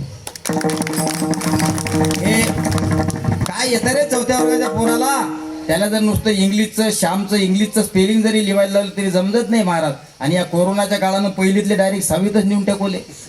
पहिल्या वर्गात शिकणारे लेकर डायरेक्ट 6वीतच बसवले. मास्तर म्हणजे टेन्शन घेऊ नको, आम्ही आहे ना बाबा, आम्ही सुखी तर तुम्ही सुखी. पहिल्या वर्गातले लेकरं डायरेक्ट 6व्या वर्गात बसवले. त्याच्यामुळे इतका प्रॉब्लेम झाला. 6वी 7वीत 8वीत 10वीत जाणाऱ्या मुलांना सुद्धा इंग्लिश लिहिता येत नाही, वाचणं तर दूरच राहिलं. पण आम्ही त्या काळात म्हणजे मी काही लय म्हातारा माणूस नाही, आताचा विषय सांगतो तुम्हाला. 20-21 वर्षाच्या अगोदरचा आमच्या वडिलाचं मागच्या वर्षी देवस्थान झालंय आणि आता 1 वर्ष पूर्ण झालंय मागच्याच महिन्यात वडिलांना जाऊन. पण आमच्या आईवडिलांनी आमच्यावर संस्कार केले नसते तर मला असं वाटतं आम्ही सुद्धा गुरंढोरं चारण्याकरताच गेलो असतो. कारण शेवटी कीर्तनकार जर असला तर हे पोट भरता येतं. कारण आमचे लोक धंदा करतात. तुमचं काय मत आहे? धंदा आहे ना, दिनरजनी हाची धंदा, गोविंदाची पवाडी. गंमत करत नाही आम्ही, जे सत्य आहे ते सांगतो. आमचा रात्रंदिवस धंदा आहे. दिवसभर तुम्हाला आमचे लोक त्याच्याच घरात दिसतील बसलेले, पण संध्याकाळी 7-7:30 वाजले की यायच्या गाड्या पंग पडेल असतात. रात्री 12च्या पुढे सगळे पांढऱ्या कपड्यावालेच दिसतात तुम्हाला रस्त्यानं. का हो, कुणीकडे होता आज सेवा? आज भारतला होती. हो, तुमची कुणीकडे होती? भारत शेजारीच अंधारीला होती. हा, आम्ही रायपूरला होतो. हे महाराज लोक ज्या वेळेस तुम्ही घरामध्ये झोपता त्यावेळेस याच्या ड्युट्या चालू होतात. म्हणजे या लोकांचे धंदे आहेत, म्हणजे आमचे धंदे आहेत. आमच्या तुकोबाने सांगितलंय काय मानगडे म्हणजे दिनरजनी हाची धंदा आणि गोविंदाचे पवाडे. देवाचे पवाडे करण्यासाठी तर लोक आम्हाला म्हणत असतील तुम्ही धंदा मांडला तर ते सहन करायला आम्ही तयार आहे. तुम्हाला जेवढ्या गोष्टी या सोप्या वाटतात तितक्या या गोष्टी सोप्या नसतात. ऐका तुम्ही. म्हणून कधी काळी हा धंदा मांडलाय ना तुम्ही, उघडलाय ना तुमचं दुकान, मग तुमचा माल इकड्या चालू ठेवत जा तुम्ही. हा माल खपला पाहिजे आणि जिथं जिथं तुमचा माल खपत असतो त्या व्यापाराकडे लोक जास्त जात असतात. म्हणून आजकाल परिस्थिती तशीच झाली. ज्याचं सडेल मटेरियल असते त्याला जास्त भाव असतो. समजते ना? महाराज कीर्तनामध्ये हसवा, चांगलं कॉमेडी करा. कॉमेडी महाराज जे कीर्तनात करतात त्या महाराजची 1 तारीख खाली नसते. अरे बाबा शिळा आहे ना ते, आम्ही ताजं घेऊन आलो. ताजं 2 व्यापारी जवळ बसले. एकानं ताजी मेथीची भाजी ठेवली ताजी विकण्याकरता आणि एकानं 4 दिवसाची भाजी ठेवली. फरक एवढाच होता. ज्यानं ताजी आणली ती चुपचाप बसेल होतं आणि ज्यानं शिडी आणली ती बोलत होतं मेथी घ्या मेथी, मेथी घ्या मेथी, मेथी घ्या मेथी. आलं एक तुमच्या आमच्यासारखं हुशार गेलं त्या शिड्यावाल्याजवळ.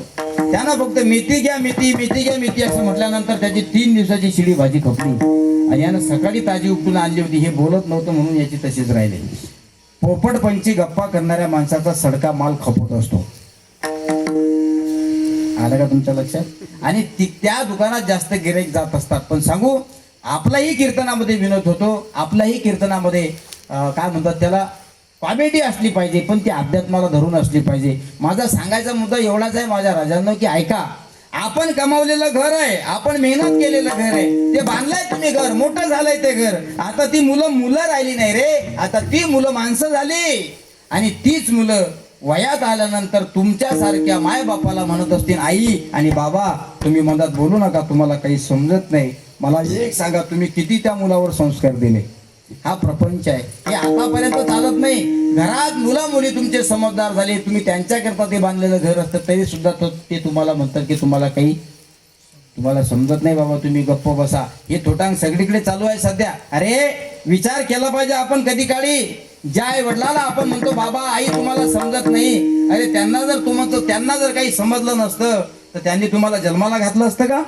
अरे त्यांच्यामुळे तुम्ही जन्माला आले आहे. म्हणून आई वडील नुसतं आई वडील नाहीत, आई वडील प्रत्यक्ष भगवंताचे अवतार आहेत. म्हणून आई वडिलाचा आदर आपण केला पाहिजे. म्हणून एखाद्या वेळेस तुम्ही वृद्ध झालेले असाल, तेच घर तुम्ही बांधलेलं असतं. म्हणून शेवटच्या श्वासापर्यंत ही मुलं तुम्हाला त्रास देत असतात आणि त्रासापासून मुक्त होण्याचं साधन आहे कीर्तन. हे कीर्तन मनातले दुःख शांत करत असतं. बघा ना तुम्ही, ऐके जेत विश्वेते साधू कथा. याचा अर्थ काय हो? मनात दुःख आहे तुमच्या, हलकं होत नाही. एखाद्या मित्राला सांगितलं पाहिजे, चांगला असेल तर मित्राला तुमच्या मनातल्या भावना सांगितल्या पाहिजे. का सांगितल्या पाहिजे? मन हलकं होतं, पोट फुगत नाही त्याचं. नाही तर मग मित्राला सांगितलं पाहिजे चांगल्या, नाही तर मग बायाच असतात गप्पा चालू झाल्या. माय तिनं 1000 रुपयाची साडी आणली, पण तिनं सांगितलं कोणाला सांगू नको, 1500ची सांगायचं. 1000ची साडी असली की 1500 सांगायचं, असं दोघीच्या गप्पा चालू होतात.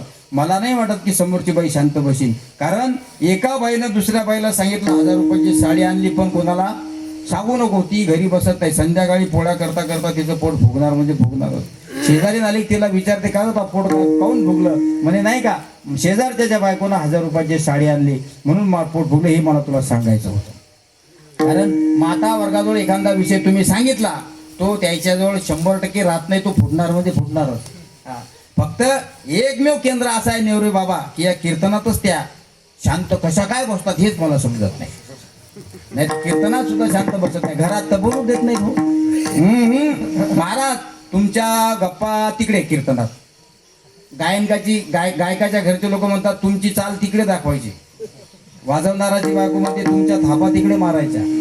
हा. आणि जर आमच्यासारख्या लोकांचं काही चालत नाही तर तुम्ही लय दूरचे आहे देवा. हा प्रपंच आहे, हा संसार आहे, हा कालही सुखाचा नव्हता, हा आजही नाही. आणि जोपर्यंत तुम्ही जिवंत आहे तोपर्यंत त्याची अपेक्षा सुद्धा करायची नाही, देवावर सोपवायचं. आली या भोगाशी असावी सादर, देवावरी भार घालून या, मागतो कृपा सिंधू निवाडी साकडे, येरती बापुड काय रंक, भयाचे पोटी दुःखाची राशी, शरण देवाशी जाता भले, तुका म्हणे नोहे काही त्या करिता चिंता वाचतो आता हिशोब. त्या देवावर तुम्ही तुमच्या प्रपंचाचं ओझं टाका, त्या देवावर तुम्ही त्या कर्माच्या मूर्तीवर, त्या धर्माच्या मूर्तीवर तुम्ही तुमच्या परमार्थाचं प्रपंचाचं ओझं टाका. नक्की एक दिवस तुमचं ओझं तो स्वीकारल्याशिवाय राहत नाही. कोणाचं ओझं स्वीकारतो? देव आहे नाही तो. म्हणून धर्माची तू मूर्ती, पाप पुण्य तुझ्या हाती मत सोडवी दातारा. माझ्या राजांनो, हा प्रपंच तुम्हाला कधी सोडवणार नाही, पैसा तर अजिबात तुम्हाला सोडवणार नाही, सोनं तर अजिबात तुम्हाला सोडवणार नाही. कारण ज्याच्याजवळ जास्त पैसा आहे तो त्याच्यापेक्षा जास्त दुःखी आहे, ज्याच्याजवळ जास्त सोनं आहे तो त्याच्यापेक्षा जास्त दुःखी आहे. तुम्ही त्याला असं कसं असेल तुमच्याकडे छटाकभर सोनं, तो संध्याकाळी सोनं घालून फिरतो का? हा, कितीही पैलवान असला ना अंडरटेकर खली सारखा, त्यानं म्हणे मी खली आहे आणि मी छटाकभर सोनं घालून फिरतो, त्याला म्हणावं फक्त तू संध्याकाळी सोनं घालून बाहेर फिर. लोक टेम्पे टाकतात डोसक्यातून, सोनं घेतात का? ज्याच्याजवळ सोनं छटाकभर आहे पण मार खाण्याची भीती आहे, हा, ज्याच्याजवळ पैसा जास्त आहे त्याला ईडीची भीती आहे, इन्कम टॅक्स वाले येतील का आणि आपल्याजवळचं बॅलेन्स येतील का, भीती आहे महाराज. प्रत्येकाला भीती असते. तुम्ही असं समजू नका भीती नाही, उलट ज्याच्याजवळ काहीच नाही तो जगातला सगळ्यात सुखी आहे. विठाला विठाला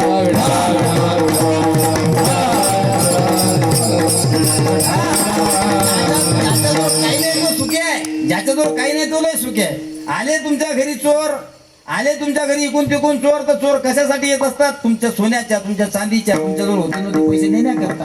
पण तुमचं ताट्या कुपाट्याचं घर असलं तुमच्याकडे असते तरी काय शिल्लक? एक चपात्या करण्याचा तावा, एक कणिक मळवण्यासाठी असलेला कोपर आणि एक पोळपाट बेलन, तो असला तो वारोटा परोटा नाही तर तो आता तो दिसतच नाही. असलं तुमच्यावर सडकं मिक्सर आहे का नाही? काही नसतं आपल्याकडे नेण्यासारखं. ते एक चहा ठेवण्याचं भगुन असतं आणि एक भाजी शिजवण्याचं भगुन असतं. काय नेणार आहे तो चोर? त्याच्यापासून त्याला 50 रुपये तरी भेटतील का? अरे एका क्वार्टरची तरी व्यवस्था होईल का त्याची? गरीब आजोळ जितकं कमी असतं तितके ते आनंदात राहत असतात. ऐका माझ्या राजानो, माणसाला सुखाची अपेक्षा कधी करायची नसते, माणसाला आनंदी राहायचं असतं. माणसाने सुखाची अपेक्षा करायची नसते, माणसाने समाधानी राहायचं असतं. ठेविले अनंती सैसेची राहावी, चित्त असू द्यावे समाधान. हा विषय कोणा करताय? हा विषय आपल्या सगळ्यांकरताय. म्हणून देवावर तुम्ही वजन टाका, देव तुमचं वजन 100% हलकं केल्याशिवाय राहत नाही. कोणाचं वजन हलकं केलं देवानं? मोठ्याचं वजन हलकं केलं देवानं. सांगू तुम्हाला यादी? मोठ्याचं वजन हलकं केलं एवढ्याची जर तुम्हाला यादी सांगितलं ना माझ्या राजांनो, तर नारदाच्या गादीवरून सांगतो काकडा करून मोकळं होऊ इतकं ओझ आहे. पण आपला संकल्पित वेळ फक्त 10 मिनिटाचा राहिला. कारण म्हणतात आता श्याम महाराजच्या पुढे स्टेज आलं बोलण्यासाठी तर 2 तास होतं, तर बसले 3 तास कीर्तन करत. कोणा आणलं तरी गावात पुढच्या वर्षी अंधारीच्या फाट्यावर सुद्धा दिसलं नाही पाहिजे असं म्हणतील लोक मला. पण आम्ही सुद्धा गजानन महाराज संस्थानचे विद्यार्थी आहे, आम्हाला अनुकरण करण्याची सवय आहे. आणि शेगाव संस्थाचा नियम आहे, 7:45ला कीर्तन चालू झालं की 7:45ला संपलंच पाहिजे. 8:30ला कीर्तन चालू झालं की 10:30ला संपलंच पाहिजे. 8ला चालू झालं की 10ला संपलंच पाहिजे. आपलं 8:30ला चालू झालं, आपण 10:30ला सोडलंच पाहिजे. म्हणून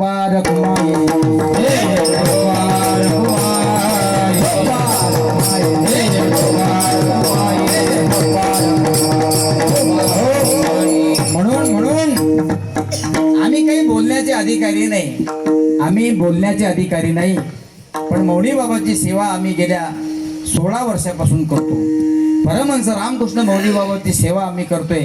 गजानन बाबाची सेवा तर आम्ही केलीच, आणि गजानन बाबाची सेवा करून आज आम्ही तुमच्या पुढे बोलतोय. आमच्याजवळ जे काही आहे हे आमचं साधूच आहे, सेवेचं फळ आहे. कारण सेवेचं फळ 100% भेटत असतं, फक्त ती समर्पण भावनेची असली पाहिजे.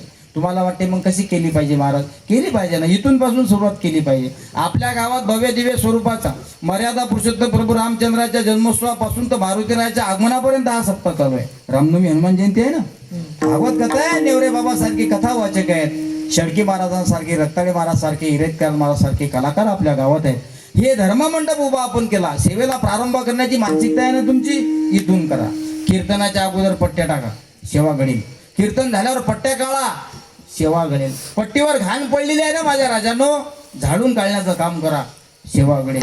पंगत दिली तुम्ही घरचे गरीब आहात, तुमची पंगत देण्याची इच्छा होती पण नाही देऊ शकत, तुमची इच्छा होती पण नाही देऊ शकत. अरे तुम्ही एखाद्या श्रीमंताच्या घरीत पंक्तीत वाळण्याचं काम करा, सेवा घडेल. श्रीमंताच्या घरची पंगत आहे, भोजन पट्ट्या टाकण्याचं काम करा, सेवा घडेल. जाऊ द्या, सोपं सांगतो तुम्हाला. पंगत देण्याची इच्छा होती पण तुम्ही नाही देऊ शकले, जिव्हार येते तुमचं पट्ट्या टाकणार. तुम्ही ग्लासानं नुसतं पंक्तीत बसलेल्या लोकांना पाणी वाढा, सेवा घडेल. तुमची करण्याची इच्छा जर असेल तर देव तुमची सेवा स्वीकारायला तयार आहे. आम्ही साधूची सेवा त्या काळात केली, गजानन महाराजांची सेवा केली. अरे सांगायला काही हरकत नाही, आम्ही दर गुरुवारी गजानन महाराज संस्थांमध्ये हातानं टॉयलेट घासत होतो. शेळके महाराज घासले आम्ही, संडास गजानन महाराज संस्थेमध्ये घासले आम्ही. का? आम्हाला माहित आहे की सगळ्यात मोठी सेवा जर कोणती असेल तर ती सेवा त्याच्यापेक्षा आहे, त्याच्यापेक्षा सेवा नसते. आणि आज त्या काळात केलेली सेवा आज संपूर्ण महाराष्ट्रभर आम्हाला एनर्जी देते की फक्त आणि फक्त जर कशाची ताकद असेल, परमहंस रामकृष्ण मौनी बाबा आणि गजानन बाबाच्या सेवेत केलं पाहिजे ना. आणि आता ही तर पायरी आहे, ही पायरी आहे. आता 2 दिवसापूर्वी मी कर्नाटकला कीर्तनासाठी होतो, नेवरे बाबा. तुम्ही स्टेटस रील पाहिले असतील. कर्नाटक जवळ आहे का? महाराष्ट्रात नाही, महाराष्ट्राच्या बाहेर आहे. महाराष्ट्राच्या बाहेर जर तुमची कीर्तन सेवा होत असतील, ही कशाची ताकद आहे? ही फक्त सेवेची ताकद आहे. सेवा करत राहा. आई वडिलाची करा, सेवा ही सेवा आहे. बापाची करा, मायची करा, धर्माची करा, देशाची करा, देवळाची करा, संप्रदायाची करा, सेवा ही सेवा आहे. प्रत्येक सेवा आहे. टाळ वाजवतात ही टाळकरी मंडळी, गावातले टाळकरी आहे बाबा, ही सुद्धा सेवा आहे. कारण हा टाळ नाही, तुमच्या हातात प्रत्यक्ष विठ्ठल आहे. विठ्ठल टाळ, विठ्ठल दिंडी, विठ्ठल तोंडी उच्चारा, विठ्ठलावगा भांडवल, नाही का? महाराज म्हणतात हा नुसतं टाळ म्हणून वाजू नका, तो तुम्हाला धरता येत नाही, तो भाग वेगळा आहे. तो तुम्हाला व्यवस्थित वाजवता येत नाही, तोही भाग वेगळा आहे.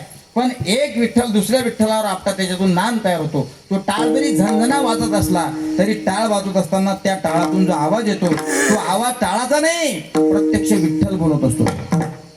म्हणून टाळाचा आवाज येतो, विठ्ठल विठ्ठल विठ्ठल विठ्ठल. हे टाळ जरी तुम्हाला दिसत असले आणि टाळ जरी तुम्ही वाजवत असले तर तुम्ही टाळकरी म्हणून टाळ वाजवताना ही सुद्धा संप्रदायाची एक सेवा आहे. सेवा केली पाहिजे. म्हणून आज आम्ही सेवा केली, आज आम्ही सेवा करणार सुद्धा आहे. आणि मी तर तुम्हाला नारदाच्या गादीवरून असं सांगतोय, जोपर्यंत आमच्या शरीरामध्ये प्राण आहे तोपर्यंत आम्ही साधूची सेवा सोडणार नाही. हा आमचा अट्टास आहे. अट्टास असला पाहिजे, केली पाहिजे, कोणती ना कोणती जिद्द केली पाहिजे. नाही तर आमची अवकात नाही हो असं बोलण्याची. महाराज तर एका ठिकाणी असं म्हणतात, इतना दिया मुझे मेरे सरकार ने, उतनी मेरी औकात नहीं. ये कृपा है मौनी बाबा की, वरना मुझ में कोई बात नहीं. इतना दिया मुझे मेरे सरकार ने, वरना मुझ में कोई बात नहीं.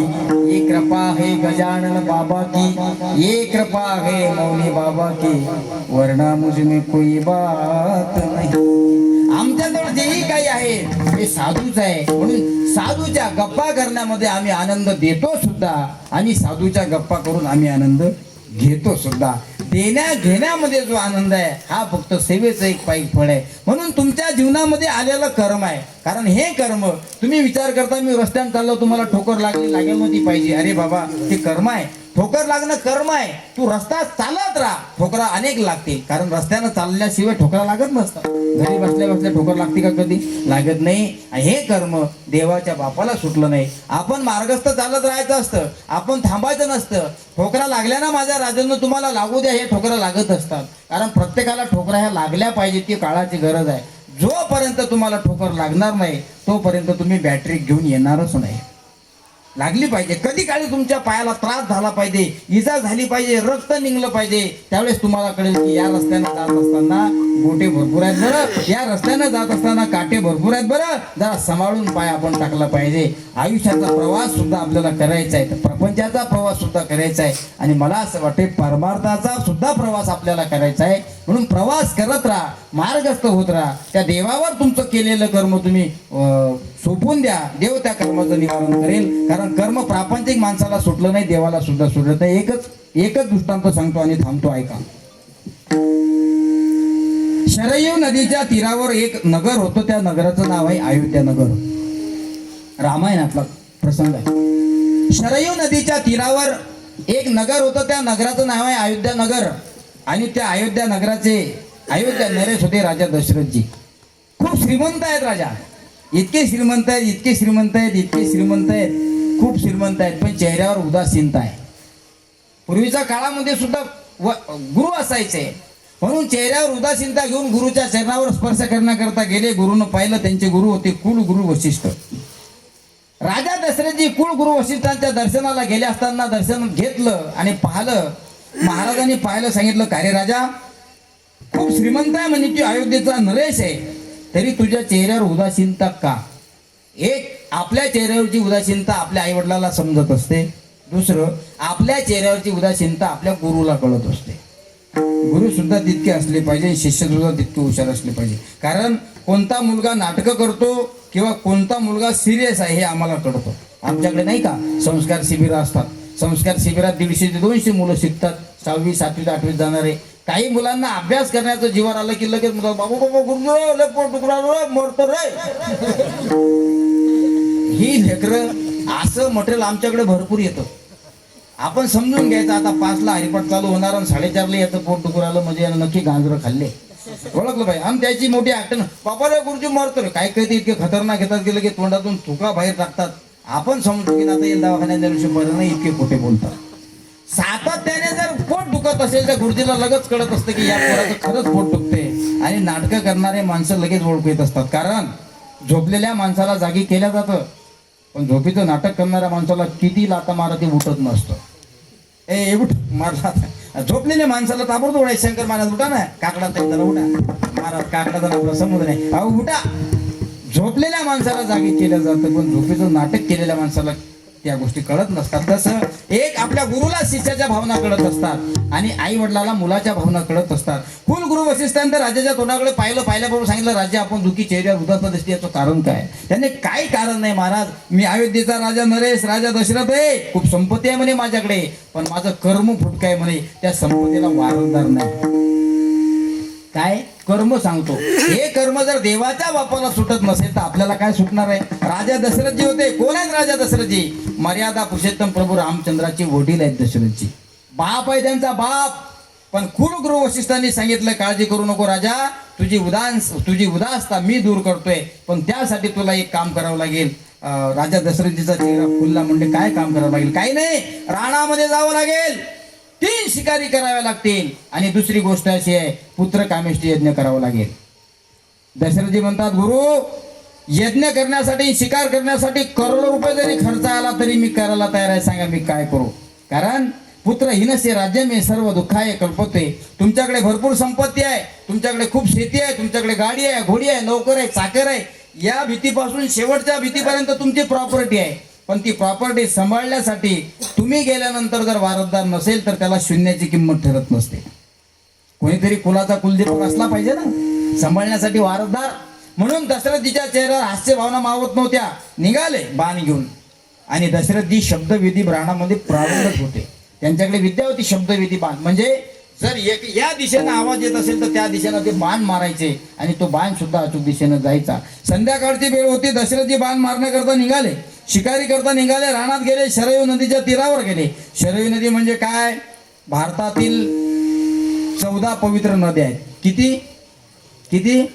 किती नद्या आहेत? अंधारीच्या बाजूला वाहतो तो नाला, ती नदी नाही. आपल्या भारत देशामध्ये 14 पवित्र नद्या आहेत आणि त्या 14 पवित्र नद्यांपैकी एक शरयू नदी पवित्र आहे. आपण लग्नात लावतो ना मुलांचे, मुलाचं लग्न किंवा मुलीचं लग्न असलं की म्हणतो, ऐका, गंगा सिंधू सरस्वतीच्या यमुना गोदावरी नर्मदा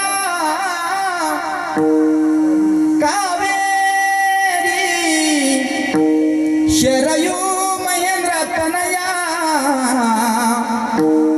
शर्मंवती वेदिका शिप्रा गोमती महासुर नदी ख्याता गया गंडकी पूर्ण पूर्ण जले समुद्र सरिता कुर्यात सदा मंगलम वधूवरें शिवमौदू सावधान. जेवण केल्याशिवाय कोण जायचं नाही, पण काल्याच्या दिवशी.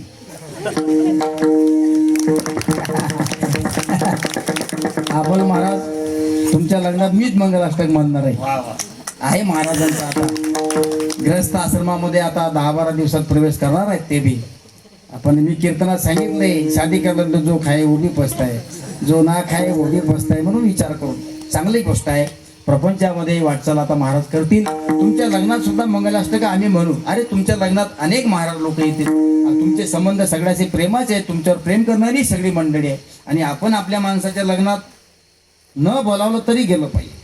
काय फरक पडतो? आपले माणसं आहेत. एखाद्या वेळेस ते म्हणतील अरे श्याम महाराजले बोलायचं होतं पण मी विसरलो होतो. तुम्ही विसरले पण आम्ही येणं नाही विसरलो. तुमच्या लग्नाला नक्की येऊ. मला मंगलाष्टक म्हणायचं नव्हतं. मला भारतातील 14 पवित्र नद्याची नावं या मंगलाष्टकात घ्यायची होती. त्याच्यापैकी एक नाव आहे शरयू. शरयू नदीच्या तीरावर राजा दशरथजी गेले. कर्मधर्म सुदैवानं श्रावण बाळ त्याच रस्त्यानं मार्गस्थ होत असता हे श्रावण बाळ चालले होते काशीला. श्रावण बाळ काशीला चालले होते आंधळे आईवडील घेऊन. आंधळे आईवडिलाची शेवटची इच्छा होती आणि श्रावणाच्या आईवडिलाचं नाव होतं, वडिलाचं नाव होतं यज्ञदत्त आणि आईचं नाव होतं शूद्री माता. या दोघांना घेऊन ते निघाले. काशीला जायचंय म्हणे मला दर्शना करता आई वडिलाची शेवटची इच्छा आहे. श्रावण बाळाने कावड घेतली, थांबवली. श्रावण बाळाचे आई वडील म्हणते श्रावणा आमची शेवटची इच्छा आहे म्हणे. आता आपण दिवसभर चालू थकलो, आम्हाला पाणी पिण्याची इच्छा आहे म्हणे. असं श्रावण बाळाने विचार केला. आई वडील थकले, प्रवास करून थकले, म्हणून आता यांना आपण पाणी पाजलं पाहिजे. तिकडे शरयू नदीच्या तीरावर एका झुडपाच्या आडी राजा दशरथजी बाण घेऊन बसले होते. शिकार करण्याच्या निमित्तानं ते आले होते. ते शिकार करण्यासाठीच आले होते. इकडे श्रावण बाळाच्या आई वडिलाला तहान लागली. आई वडिलाची ताण भागवावी याकरता श्रावण बाळानं तुंबा घेतला. शरयू नदीच्या पात्रात प्रवेश केला. तोंगळ्या एवढ्या पाण्यात गेले. त्यांच्याजवळ तो तुंबा होता, तांब्या होता. तो तांब्या शरयू नदीच्या पात्रात बुडवला. आता पात्रामध्ये पाणी येत होतं म्हणून पाणी जात असताना त्या तांब्याचा आवाज बुडबुड बुडबुड बुडबुड बुडबुड असा आला. तिकडे कुरपाच्या आडी बसलेले दशरथजी राजा यांनी शब्दवेदी बाण सोडला. शिकार समजून सोडलेला बाण श्रावण बाळाला लागला. शिकार समजून सोडलेला बाण श्रावण बाळाला लागला आणि श्रावण बाळाला बाण लागल्याबरोबर जोर जोरानं आवाज आला, वाचवा रे, वाचवा रे, वाचवा रे, असा आवाज आला. कारण अभयारण्य होतं. आवाज आल्यामुळे राजा दशरथजी थोडे विचारात पडले. कान टवकाळले राजांचे. राजा म्हणले मी शब्दवेदी बाण मानला होता, पशु म्हणून मी बाण मारला. हा तर माणसाचा आवाज येतो. आवाजाच्या दिशेने राजा दशरथजी धावत आले. पाहत तर काय दुर्भाग्यशाली श्रावण बाळ रक्ताच्या थोरात खाली पडलेला आहे. विचारलं तर कोण आहे तुम्ही महाराज? श्रावण बाळ विचारतो कोण आहे महाराज तुम्ही? त्यावेळेस राजा दशरथांनी उत्तर दिले, मी अयोध्येचा दुर्भाग्यशाली अयोध्या नरेश राजा दशरथ आहे. महाराज तुमच्या नावाची कीर्ती ऐकून होतो महाराज. मी आता तुमच्या नावाची कीर्ती ऐकली होती महाराज. मी तर असं ऐकलं की तुम्ही राजा दशरथ आहात, अयोध्येचे नरेश आहात. एवढंही मी ऐकलं की ज्यावेळेस इंद्राचं युद्ध चालतं त्यावेळेस इंद्राच्या सैन्यामध्ये तुमचं सैन्य युद्ध करण्याकरता तुम्ही त्यांना देत असता. मी नुसतं ऐकलं होतं, आज प्रत्यक्ष अनुभवलं, पाहिलं. दशरथजीच्या एका डोळ्याला 2-2 अश्रूच्या धारा लागल्या. श्रावणजी म्हणले तुम्ही इकडे कसे काय? अरे मला कुलगुरू वशिष्ठांनी 3 शिकारी करता या ठिकाणी पाठवलं होतं आणि माझ्याकडे शब्दवेदी विद्येची पारंगत असल्यामुळे मी शब्दवेदी बाण मारला पशु म्हणून. मला काय माहित हा बाण तुला लागेल. मला माफ कर श्रावणा. श्रावणा मला माफ कर, मी दुर्भाग्यशाली आहे. मला माफ कर, मला माफ कर, मला माफ कर, माफ कर म्हणत एका डोळ्याला 2-2 अश्राच्या धारा होत्या.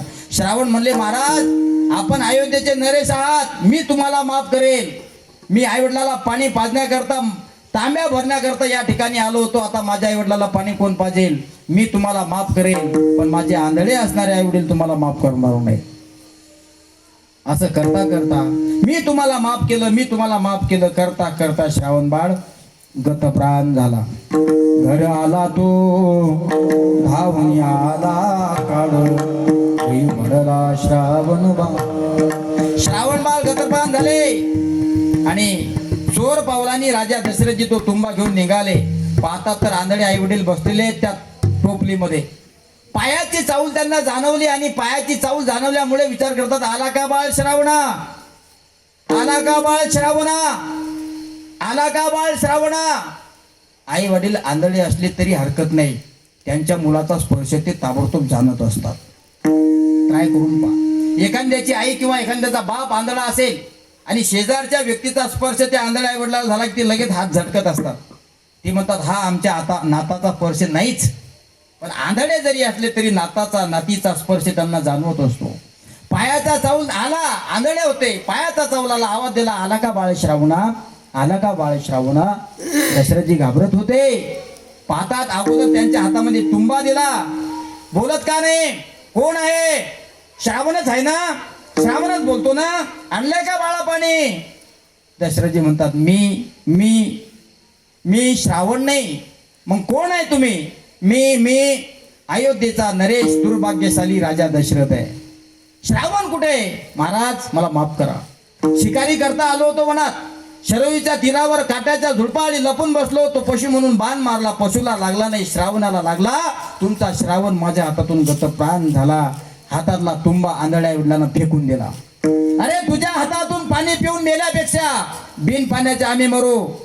तू आंधळ्याची काठी हिसकावून घेतली दशरथा, जा आम्ही तुला श्राप देतो. आम्ही आंधळ असताना आमचा तरुण मुलगा तू मारून टाकला, तो आमच्या जवळ आला नाही. तसं तुला 4 मुलं होतील आणि ज्यावेळेस तू मरशील त्यावेळेस 4 पैकी एकही मुलगा तुझ्या जवळ राहणार नाही. ज्ञानेश्वर माऊले ज्ञानराज माऊले ज्ञानेश्वर माऊले माऊले ज्ञानेश्वर माऊले ज्ञानराज माऊले ज्ञानेश्वर माऊले ज्ञानराज माऊले. श्राप दिला राजा दशरथ दिला. कारण शास्त्र सांगतंय लहानपणी मुलाची आई मरू नये, तरुणपणी माणसाची पत्नी मरू नये आणि म्हातारपणी तरुण मुलगा मरू नये. याचे इतकं पाप कोणतं नसतं. श्रावण बाळाचे आई वडील वृद्ध होते. एकुलता एक आधार होता, काठीचा आधार. आता काठीसारखा आधार देणार होता तो. हे काठीचा आधार म्हणजे काही लहान नाही महाराज. आयुष्यभरासाठी सजीव असणारी माणसं तुमच्या सोबत येतील असं नाही. आपलं कीर्तन झालं फक्त एवढा विषय सांगतो आणि ऐका. तसं कर्म आहे. श्रावण बाळाच्या आई वडिलाला यज्ञ दत्ताने शूद्री माताने श्राप दिला. जसा मराच्या वेळेस आमचा पुत्र तू आमच्यावर हिसकून घेतला तसे तुला 1 खट्ट्या 4 होतील. पण ज्यावेळेस तू मरशील त्यावेळेस 1 घोट पाणी पाजण्यासाठी कोणी शिल्लक राहणार नाही. शेवटी दशरथजीचा अंतकाळ ज्यावेळेस झाला त्यावेळेस सगळेच्या सगळे वनवासाला गेले होते, वनवासात होते. राम राम राम म्हणता जावो माझा प्राण असं म्हणतात. रामायण फार सुंदर आहे. आपण रामायण कधी ऐकतच नाही, ऐकलं पाहिजे. कारण सांगणाराच्या सुद्धा डोळ्यात पाणी येतं आणि ऐकणाराच्या सुद्धा डोळ्यात पाणी येतं. बघा ना, कहता सुनतायो अखियों में पानी, राम कहानी सुनो रे राम कहानी. कहता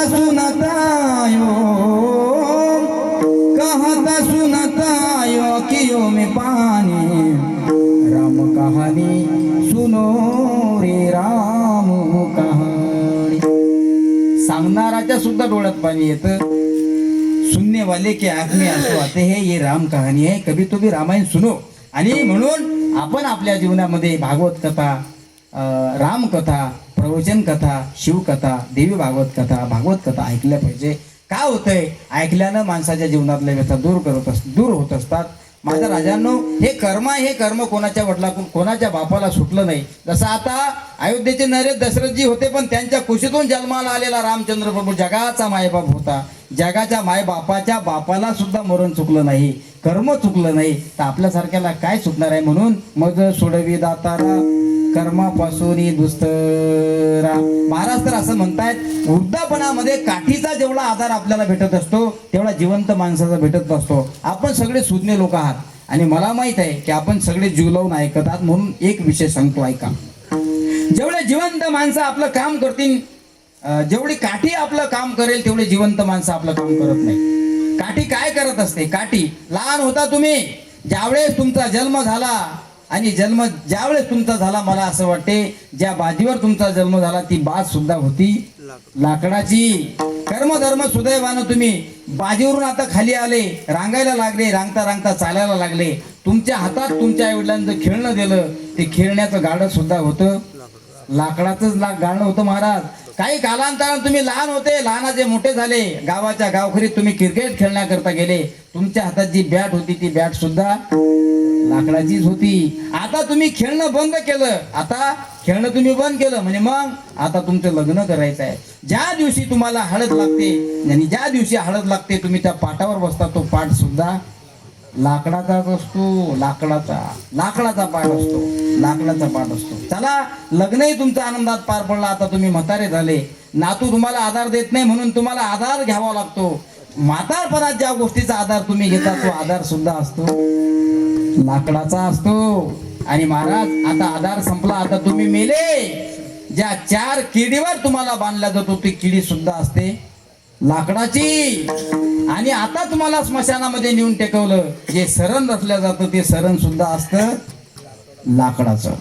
जिवंत माणसं तुम्हाला सहकार्य करत नाही आणि लाकूड शेवटच्या श्वासापर्यंत त्याची संगत कधी सोडत नाही. कबीर महाराज एका ठिकाणी फार सुंदर सांगतायत, क्या जीवन क्या मरण कबीरा, क्या जीवन क्या मरण कबीरा, खेल रचाया लकड़ी का, जीते भी लकड़ी मरते भी लकड़ी, देख तमाशा लकड़ी का, जीते भी लकड़ी मरते भी लकड़ी, देख तमाशा लकड़ी का. याच्यापासून एकच निष्कर्ष आहे, अमूल्य किमतीचा दागिना म्हणून हा नरदेव आपल्याला मिळाला, याला जपा. आई वडिलांची सेवा करा, व्यसनापासून दूर राहा, एकादशीसारखं पवित्र व्रत करत जा, धर्म कार्यामध्ये सहभाग करत जा, अन्नदान देत जा आणि होईल तितकी जास्तीत जास्त देणगी सप्तासाठी देत जा. सप्तासाठी दिल्यानं काही कमी होत नाही, कारण आहे तुमच्याकडे खूप आहे पण तुम्ही देत नाही, ते शुद्ध होत नाही. धनाची शुद्धता ही दानानं होत असते. 100 जर तुमच्याकडे असतील तर 10 रुपये सर्वांगानं दिले पाहिजे, कारण आज 10 दिले की उद्या 10,000 होत असतात. ही देवाची शक्ती असते. म्हणून झालेली कीर्तन सेवा समर्थ सद्गुरू संत सम्राट योगीराज गजानन महाराज परमहंस रामकृष्ण मौली बाबा यांच्या चरणावर समर्पण करतो. आज ज्यांच्या अत्यंत प्रेमापोटी आग्रस्त या ठिकाणी येण्यास सौभाग्य मिळालं, आदरणीय श्री हरिभक्तीपरायण भागवताचार्य दत्तात्रय बाबाजी नेवरे या भागात बरेच सेवा बाबांनी मला या ठिकाणी दिल्या. या ठिकाणी आल्यानंतर वारकर संप्रदायावर आमच्यावर प्रेम करणारी ही सर्व दिग्गज गुणीजन मित्रमंडळी या ठिकाणी भेटले. आणि आमच्या आमोन्याचे महाराज आहेत, आपल्या गावातील टाळकरी, चोपदार, विनेकरी, आपण सगळे बसणारे, टंगड्या लांबून बसणारे, पांघरून झोपणारे, नेमके डुकल्या देणारे, काही 100% जांभळ्या देणारे, या सगळ्या लोकांनी मला सहकार्य केलं. त्याबद्दल मी सुद्धा तुमचा अत्यंत आभारी आहे. आणि खास करून पवन मंडप साऊंड सिस्टीम भारत बुद्रुक यांनी सुद्धा 2 तास अत्यंत सुंदर साऊंड सिस्टीम दिले. या सगळ्यांकरता एकदा जोरदार टाळ्या वाजवा. झालेली कीर्तन सेवा मारुती रायाच्या चरणी समर्पित करून सेवेला पूर्णविराम. बोलण्याच्या आयुष्यामध्ये जर चुकीचे शब्द निघाले असतील तो वाणीचा दोष आहे. योग्य वाटत असेल मौनी बाबांचं आणि श्री गुरु गजानन महाराजांचं. जाता जाता एकच सांगतो, ऐका. येत्या 2 मे पासून सर्वांगिनी बाल सुसंस्कार शिबिराचं आयोजन परमहंस रामकृष्ण मौनी बाबा संस्थान या ठिकाणी केलेलं आहे. 20 दिवसाचं शिक्षण त्या ठिकाणी तुमच्या मुलाला दिलं जाणार आहे. त्याकरता इयत्ता 6वी, 7वी आणि 8वी या वर्गात जाणाऱ्या मुलांना आम्ही शिबिरामध्ये प्रवेश देणार आहे. शिबिरामध्ये प्रवेश घेणाऱ्या मुलाची प्रवेश फी फक्त 200 रुपये राहील. तुमचा मुलगा संस्कारित व्हावा, त्या ठिकाणी आल्यानंतर तुमच्या मुलाला गायन, पावल्या, हरिपाठ, सुभाषित, संस्कृत, ज्ञानेश्वरी, संत चरित्रे, मृदंग, हरिपाठातल्या पावल्या हे सगळे विषय त्या ठिकाणी तुमच्या मुलाला शिकवल्या जातील 20 दिवसात.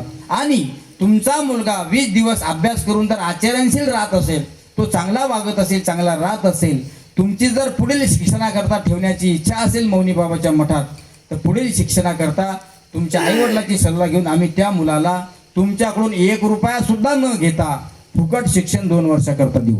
ही पद्धत आहे. मौनी बाबा संस्थान आपल्या सगळ्यांच्या जवळ आहे आणि चिखली तालुक्याचं ते वैभव आहे. म्हणून त्या ठिकाणी दरवर्षी शिबिर होतं, यावर्षी सुद्धा आहे. तसंही आपण कधी आलात अंधारेकर ग्रामस्थ तर नक्की या आणि बाबाच्या चरणावर तुमचं मन हलकं करा. आपण आलं पाहिजे. खूप मोठं संस्थान आहे. आपल्या गावात भजनी दिंड्या असतील, भजनी दिंड्या सुद्धा त्या ठिकाणी घेऊन या. आपण सुद्धा भजनी दिंड्यांना आलेल्या भजनी दिंड्यांना टाळ, मृदंग, विना वाटप करतो. भेट वस्तू संस्थांच्या माध्यमातून देणं आपण चालू केलंय. त्या निमित्तानं तुमची आमची गाठ भेट होईल आणि आपला परिचय सुद्धा असाच राहील. म्हणून जास्तीत जास्त संख्येने त्या ठिकाणी आपण आलं पाहिजे आणि येत जा. शिबिराचं मात्र सगळ्यांनी लक्षात ठेवा. विठाला जय जय विठाला जय